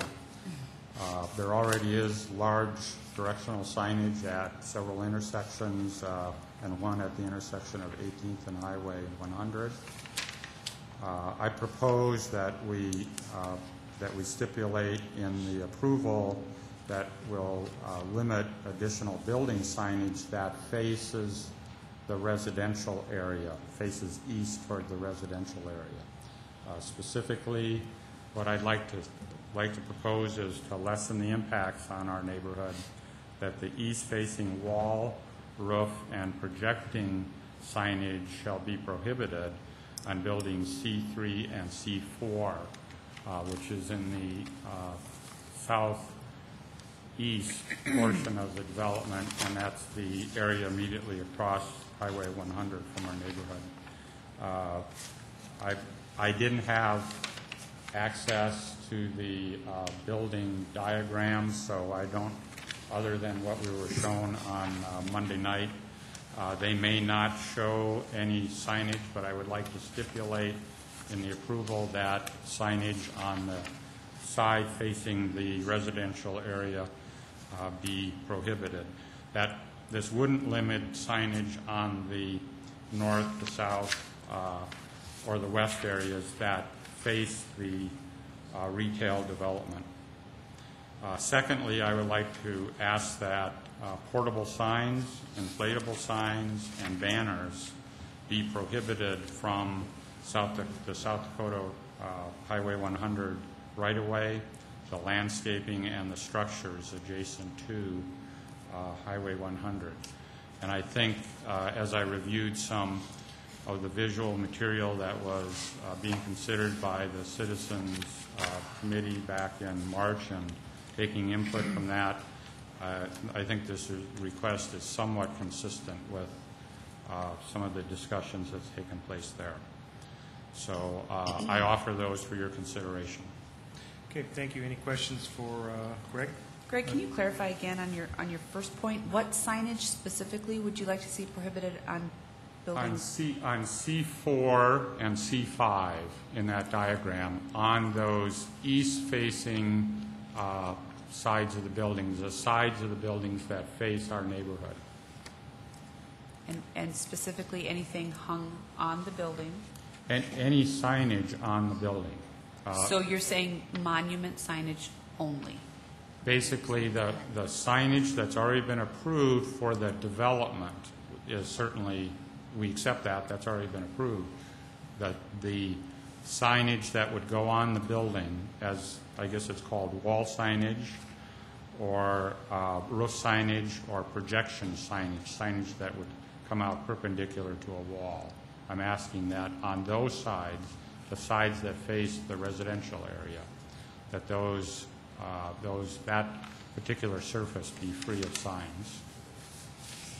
That does leave 3 other sides of the rectangle for signage.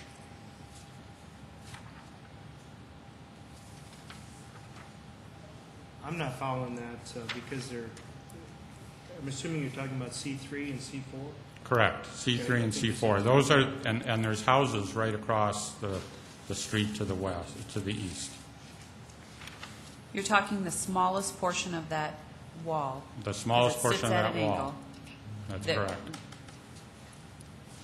Got it. I mean, it's a minor point, but I feel like this is the opportunity for the residents to, keep a clear visual perspective and not have to be concerned about this in the future. Is it still confusing as to what surfaces I'm speaking of? No, I think my next question is for staff, just to clarify the signage ordinance that lays over this development and how they would see such a request. Okay. Any other questions? Mr. Chair, Hang on just. Greg, how far from the east elevation of building C3 and C4 to the nearest home? I haven't had access to the diagrams to make measurements myself. I would estimate it. It would probably be, the width of the right-of-way, which does anyone know the width of the right-of-way? 150 feet, plus the house setback of maybe 60 feet. So that's a bunch of setbacks. So we're probably talking 250 feet. I'd estimate it maybe 300 feet. I think we had it at like 900 feet to the front of the Target store at one time. Well, 900 feet to the front of the Target store, but C3 and C4 is certainly closer than that. Oh, yeah, maybe 600, 2 city blocks.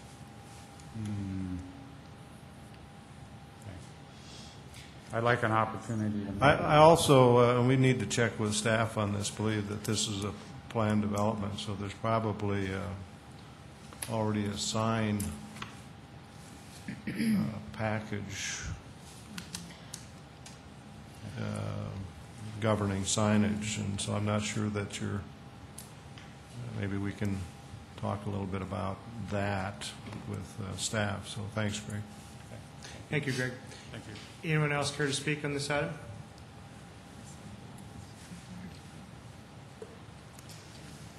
Hang on just a minute. They were just going to ask me about the signs, but I'll go quick so you can, then I don't have to stand here very long. So you can come next. You had questions on signs. Can you help us understand the sign ordinance that does lay over this plan development and if what he's requesting fits into that? Quickly, yes, it does. I can't explain the sign code ordinance, not tonight. It's a C4 zoning district, it's a planned development district, and their Subarray regulations say that their signage shall be in conformance with 1557 of the on-premise sign regulations. So they have a pretty much blank slate to do it per the minimum standards of C4. On a freestanding building like this, for the stuff that Mr.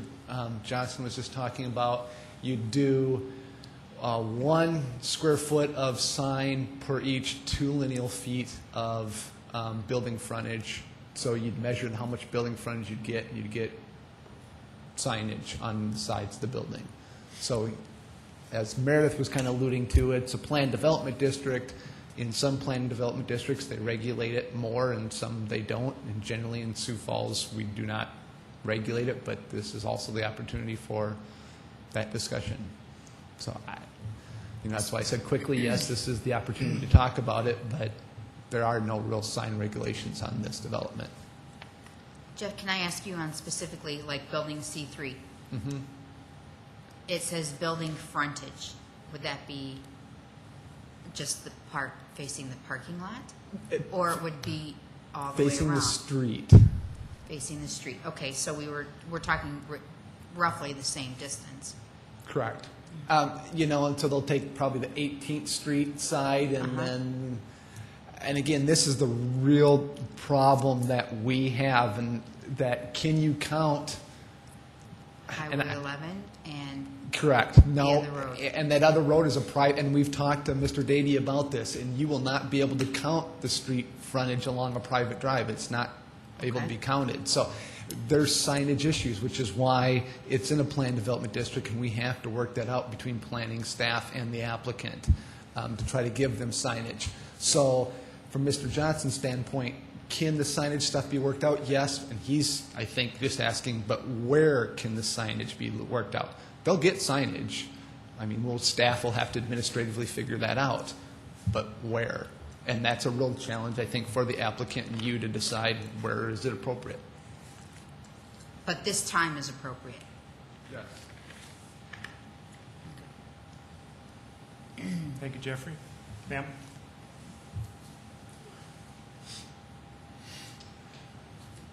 Hi, I'm Cynthia Lundberg, and I live on the east side. And my big concern is what is going to be happening to these neighborhoods where the streets now end in farmland. And will this be, and what is also going to happen to Highway 11?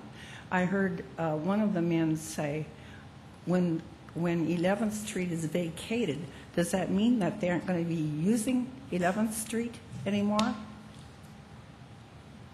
Or Highway 11, I mean. The new Highway 100 will take the place of the existing. Highway 100 will replace Right. Highway 11. Well, what's going to happen like to the streets on the east side of town, on the other side of Sycamore, like East 18th, where it stops and it doesn't go any further, and there's a field there? Will that be the same?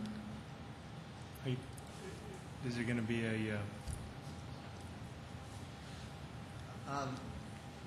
For the public at home and the public in the audience, and for this lady's question, the easiest one to answer, ma'am, is the aerial up above, and Dave can follow along with me here. The question that we're saying is they need to vacate the old alignment of Highway 100, ma'am. That needs to go away so it can straighten out.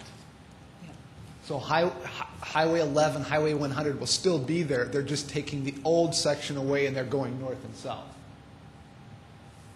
Okay. So Powderhouse Road, Highway 100, Highway 11 will still be there. They're taking the old vacation out.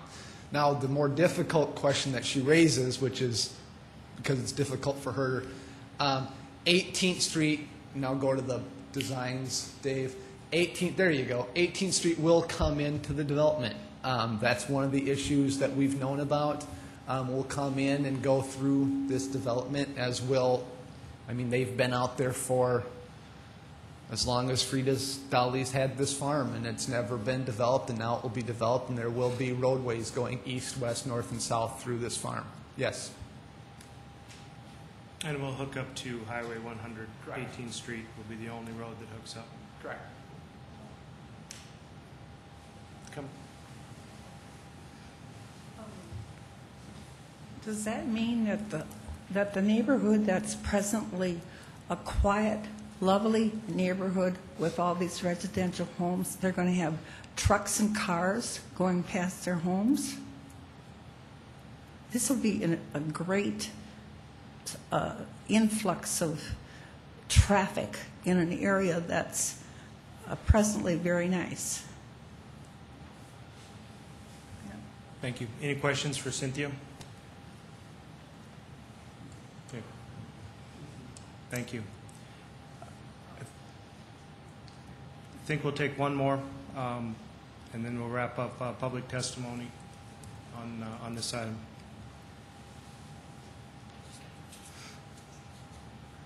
Hi, my name's Kevin Gallo, and I'm a resident of Split Rock Heights to the east of planned development. And as mentioned by several people, you know, this is a unique development because it's going in between this woman's development on the west side of the planned development and ours, Split Rock Heights, on the east. And so as Mr. Johnson mentioned, we have concerns about the appearance of signs and lighting that will face the east and apparently also the west.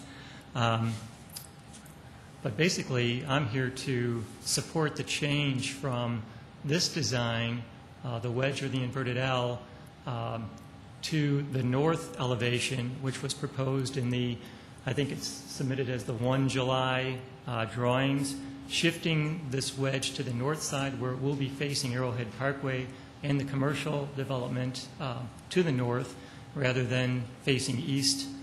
What will be facing east will be this revised design, and I would like it stipulated in the approval that the size of this sign defined by the blue area in this image is limited to the current size or less in any revised designs that may come back to you.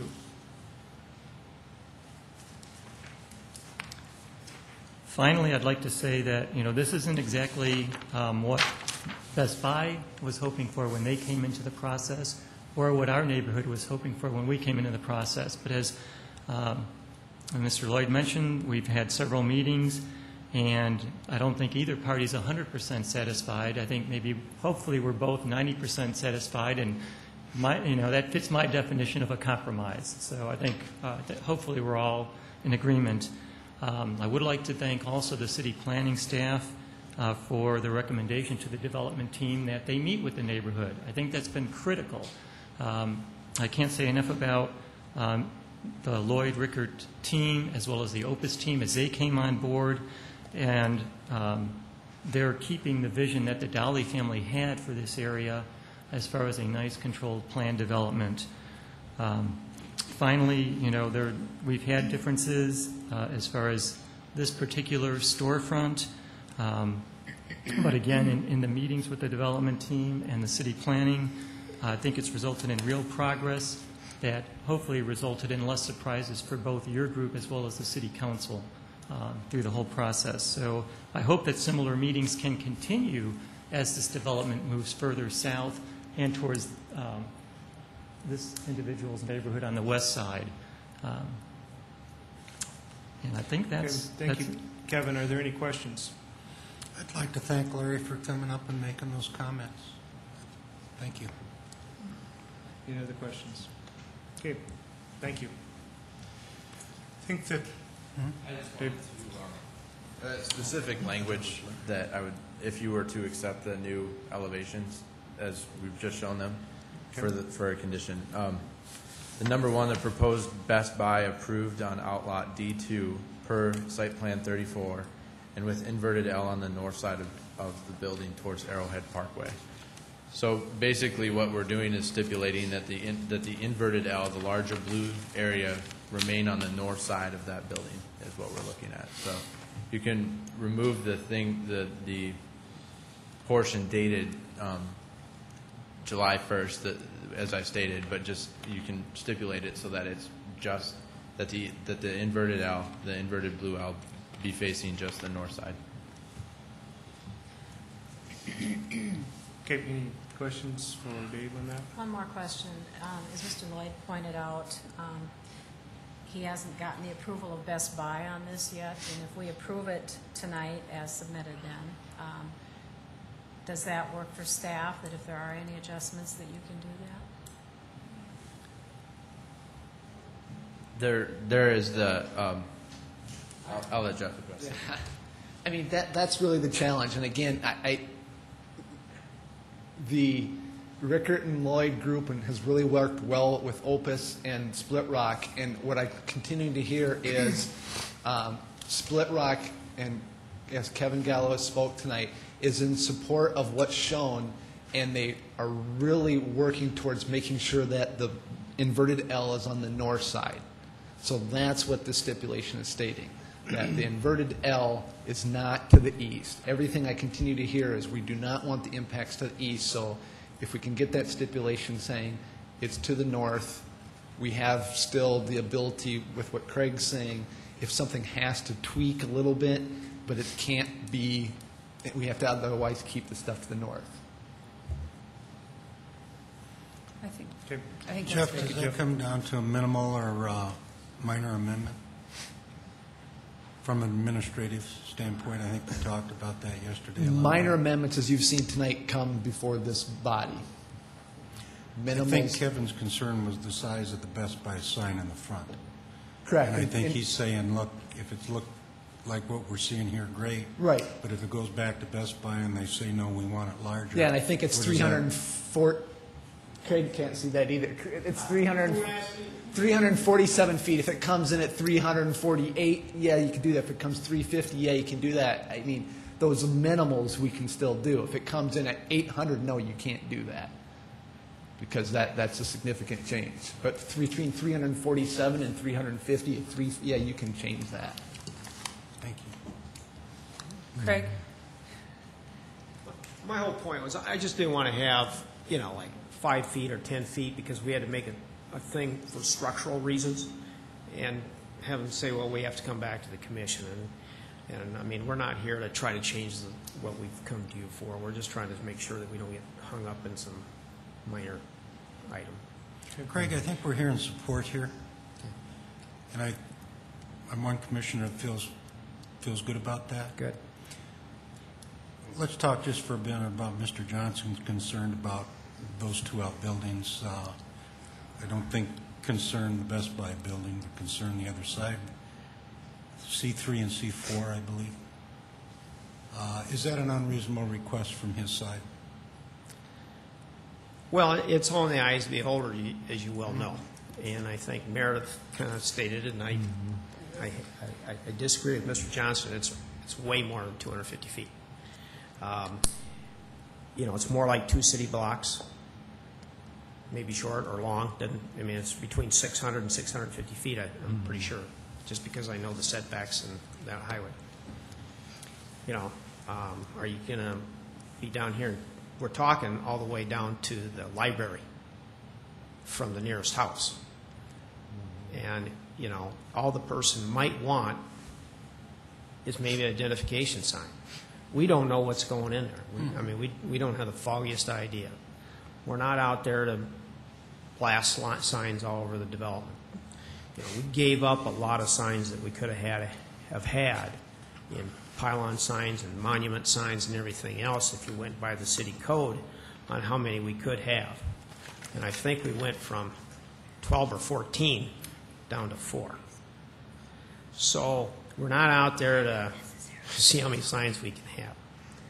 But I would hate to give that up, since it's 2 blocks away, if someone came in and they needed to have some identity on Highway 11 that was well done. You can have bad-looking signs and you can have fairly good-looking signs, and they're not obtrusive.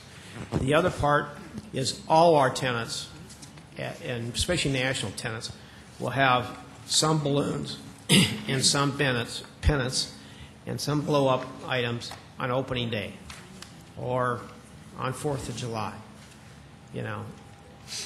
And to say you never can have that, I have a problem with that, because that's their opening schedule. Should they be there for a week or 2? I think Opus would have in their regulations that that's not going to be the case, because they don't want them up there either, especially in South Dakota, because they end up over in Iowa. Those are the items that Hans can speak to, but I think we're being unreasonable when we say no signage on Highway 11. You can leave it up to the planning director or his group to be reasonable, and I always respect their reasonableness. Thank you. Go ahead. Thank you. I'm Hans Rasmussen with Opus Northwest, 5540 Queen Avenue South in Minneapolis. Just to address the couple issues, as far as the signage on C3 and C4, first I'd like to point out that as that's currently designed, those will be multi-tenant buildings, so it won't be just one user in there.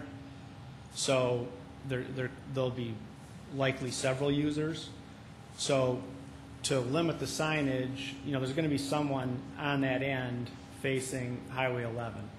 And although I understand, the neighborhood's concern, it's not so much an issue for me as the developer as it is for me to realize what the retailers need and want. For a retailer to go there and invest in a business, to invest in the community and go there and not be able to have a sign on the highway is hard to ask. And I won't be able to get someone to go in there with that. So then I've got a problem because my development's not going to be successful, and either I can't build it or there's going to be empty storefronts. So, you know, if you think of it from the retailer standpoint, you know, how can you expect them to go in there, invest in a business, and not be able to have a sign on the highway? You know, if you think about all the shopping centers in Sioux Falls or any city in America, they've got signs on the highways, because if you had your, you know, that's where they need them. You know, you can put it in the back around the corner, but then no one's going to see it, so it doesn't, you know, do them any good. On the banners and some of that stuff, Craig's correct.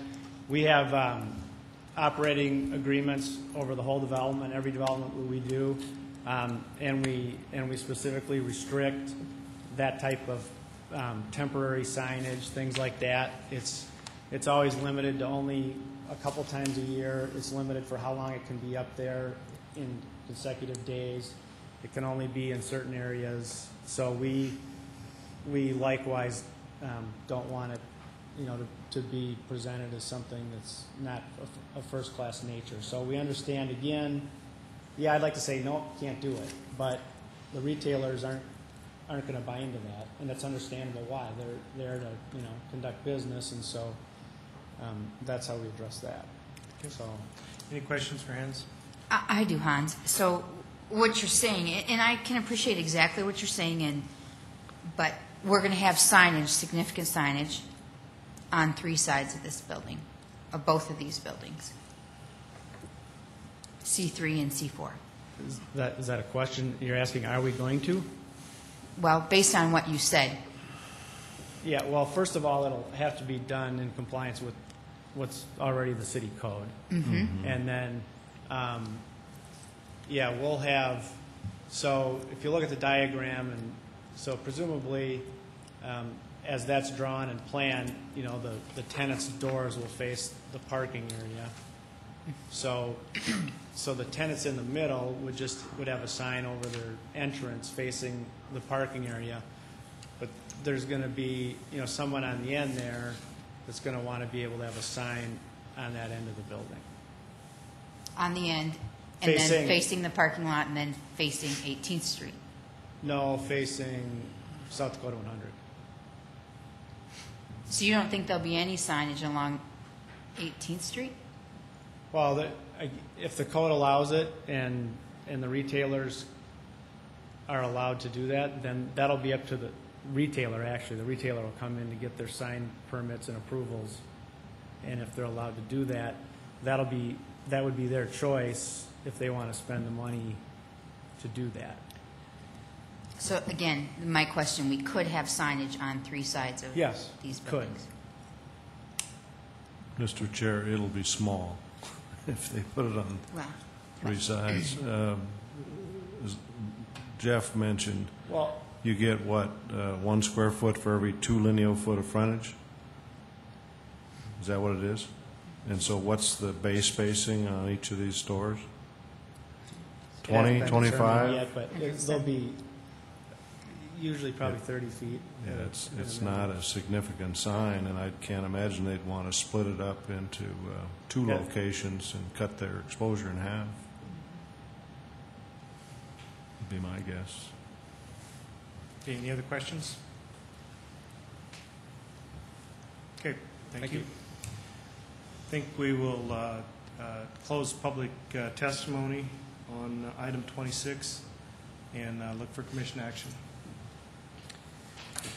I'll move for approval of item 26 with the 6 stipulations. Stipulation number 1 revised to state that the rendering submitted depicting the proposed plan with the inverted L on the north side as indicated in the revised site plan, final approval or any final clarifications could be made through city planning as long as it meets the above inverted L on the north side. Second. There's a motion and a second. Is there further discussion?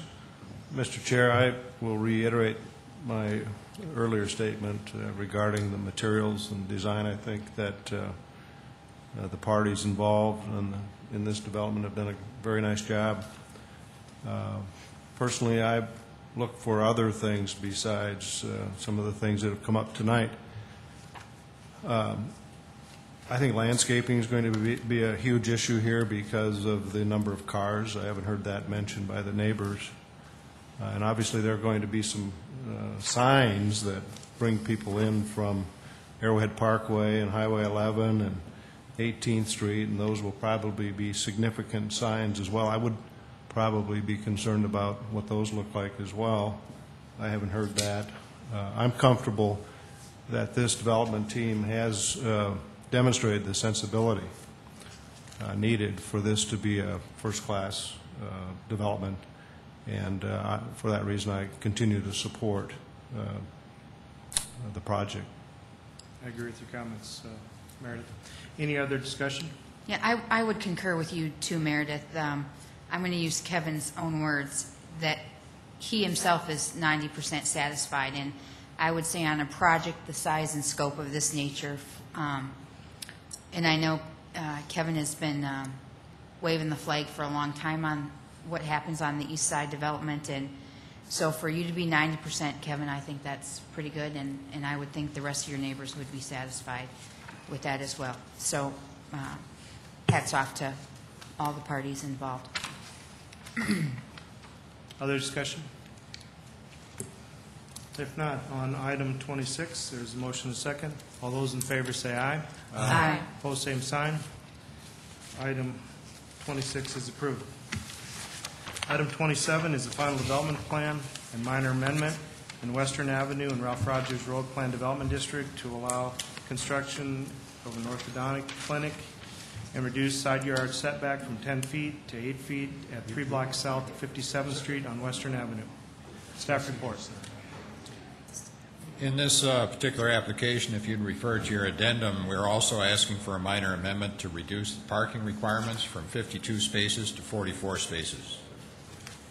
The applicant is proposing to construct an orthodontics clinic with 2 floors and a total of 8,752 square feet of occupied space and an attached garage. The applicant is Robert Winkles, the Winkles Group Incorporated, and the owner is Don Drake Orthodontics. It's a 1-acre site, currently vacant. On the north side of the property, there is a drainage way that has been preserved as a buffer zone between office development and residential development to the east. To the south, there are currently office developments on existing lots. On the west side, there's also a drainage way. It's a triangular-shaped parcel. Under planning considerations, you have the applicable sub-area regulations or standards for the underlying O-Office District regulations and the Western Avenue and Ralph Rogers Road PD sub-area regulations. And those are listed under other considerations below. Site is described as an irregular shape on the east side of Southwestern and north of Ralph Rogers Road. Has access as a mutual access, shared access to Southwestern Avenue with the adjacent property. This is another situation we'd like to request that the applicant consider a sidewalk connection from Western Avenue right-of-way to the front of the building. It is a sloping site with substantial natural drainage way, vegetation, and trees along the east property line, but it also requires some retaining wall type construction for the site in order to get the parking lot in. And the building is a 2-story building, technically, as far as floor plan goes, but the average height of the building does conform to the sub-area regulations, limiting it to a 1-story structure. Mechanical equipment is not allowed in the front yard setback as shown on the plan. Therefore, a minor amendment is required to allow it as a reduced setback from 25 feet to 12 feet. The applicant is showing a screen wall around the mechanical equipment that would be in the front yard. Also, a minor amendment is required to reduce the required side yard setback from 10 feet to 8 feet, or the parking lot is shown. And finally, the minimum parking requirements are based on a calculated gross building area. And the applicant would like to present to you this evening a modification of requirements that would reduce the parking required to 44 spaces. Building design, it's a two-story office frame building, exterior walls being brick veneer, roof pitch at a 612, and asphalt-coated fiberglass shingles. The building height is not indicated, but it appears to be 30 feet, which is less than the 35-foot maximum allowed. Because of the sloping site, like I mentioned before, it is considered to be a one-story building on the site. Screening material should be applied for the parking lot against the residential uses to the east, and berms are not shown on the plan and are required by sub-area regulations. Those will be caught in the building permit issuance and review by zoning and building services.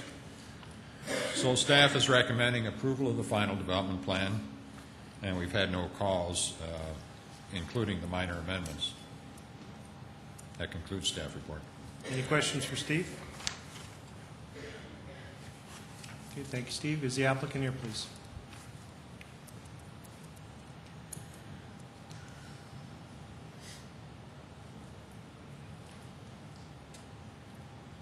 I am Bob Winkles with the Winkles Group, 4601 South Louise.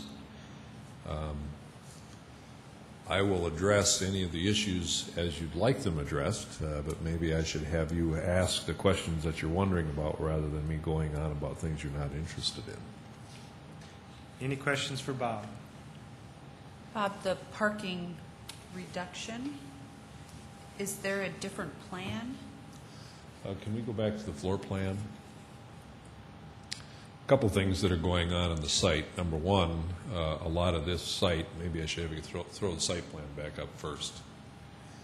You see along the east and north portion, the shaded area, when Steve talked about there's been a drainage basin reserved to the east of this by the city, well, there wasn't enough reserved. What's been discovered through our process was that the city really should have had the engineers that were involved in developing all this do a 50-year and 100-year flood kind of analysis, because what we discovered was that all of that site that we should be able to use, you see the property lines there, that we would be encumbering, and we would have to put retaining walls into that area, and that would restrict the amount of the basin, and all of a sudden the culverts aren't large enough, and the water could rise, and houses that were built prior to this being known on the east side of the basin would have their walkouts in jeopardy. So the site got a lot smaller for us after some of the early design. This proposed use is an orthodontics center. Dr. Don Drake has been at his current location on 37th and Spring for over 25 years, and has 12 parking stalls with no parking issue.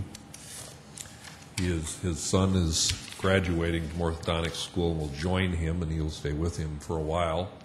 They'll have 8 chairs. They have 6 chairs now. And so if you can kind of do the math on the people of who's really coming to this place, who's going to use it, even if you were to double it, which wouldn't be the case. There won't be double the people. And even if everybody brought their family, they're not all driving separate cars. So there's no way that there would be 30 people ever driving cars to this site. What we have done, if you look at the first floor plan, that is the part that will be used by patients and the dentists.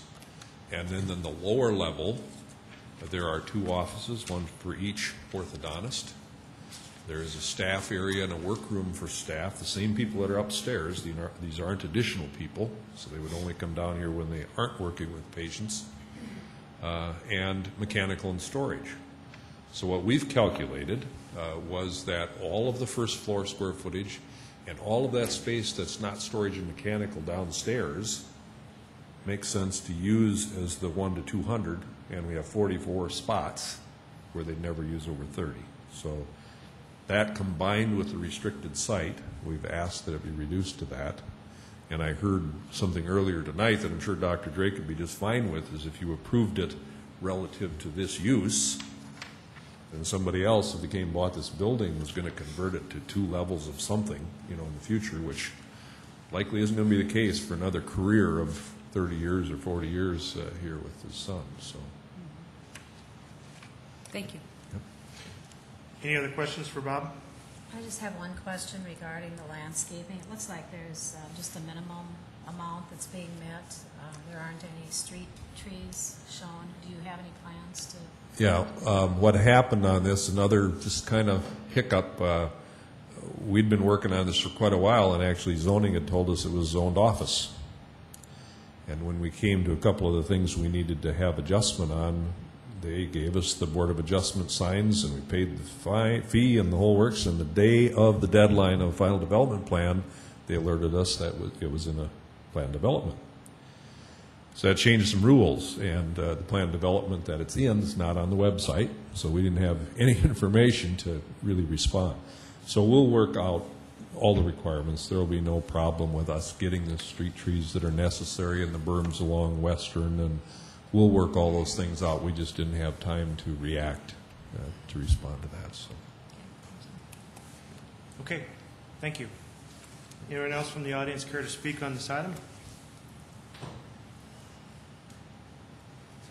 Don't see any, so is there commission action on item 27? I will move for approval of item 27 with 2 additional stipulations. One, that the final site plan meets the requirements per the PD to be approved by the planning staff, and the other to add a stipulation that the reduction in parking is allowed for this applicant only. I'll second that. Here, there's a motion and a second. Do we have more discussion? Yep, go ahead.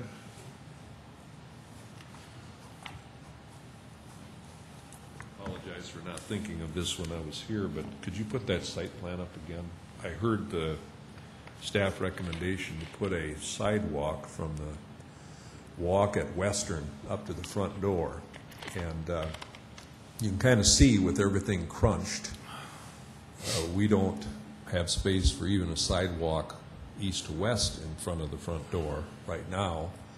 The grades are fairly significant from that front door down to that existing approach on Western, which we're trying to hit, is fairly significant, and the only spot we could get a sidewalk from the lower parking lot up toward the front entrance that would meet ADA accessibility is where it's shown. So you see anything heading west, there's actually a retaining wall running parallel for a ways with the, right there. And for us to try to get something from that sidewalk to the front door really is impossible. That would comply. So I just wanted to comment on that since that was in the comments. Mr. Chair. Bob, you've got a little porte-cochere coming out, and then the sidewalk going south. If you went to the south end of that sidewalk, where the must be the handicap parking is, and went straight west. That's possible. Back to the. I think we can make grades work there. If that's, would it work there? Yeah. With that, if that's the intent. If that's what the goal. I think that it was just the connectivity again to the. Yeah, I can see where you couldn't get it to the front door any other way. Yeah. Does that make sense? Steve, we'll work that out. Does that make sense to the rest of the commission? Is the sidewalk issue covered per the PD regulations? I doubt it. No, it's not. You have to stipulate it. Okay, right now we have a motion and a second, and the motion has 2 stipulations for this applicant only, and final site plan to meet the PD requirement and staff approval. I'd like to amend my... We can have a substitute motion. Would you like to make a substitute motion? I would like to make a substitute motion. Okay. To include a 3rd stipulation for inclusion of a sidewalk for connectivity approved by the planning staff. Say that again, sidewalk. To include a sidewalk to meet sidewalk connectivity, final plan approved by the planning staff. Okay, there's a substitute motion. And a second. And a second. And the motion is to include as a stipulation sidewalk for connectivity that would be approved by the planning staff. So we will vote on the substitute motion and then go to the original motion. Is there any discussion on the substitute motion? If not, all those in favor say aye. Aye. Opposed, same sign. Substitute motion is approved, and the original motion, which had the two stipulations on it. Any further discussion? If not, all those in favor say aye. Aye. Opposed, same sign. The original motion is recommended for approval as well. Item 28, then, is adjournment. Motion to adjourn. Is there a second? Motion is second. All those in favor say aye. Meeting adjourned.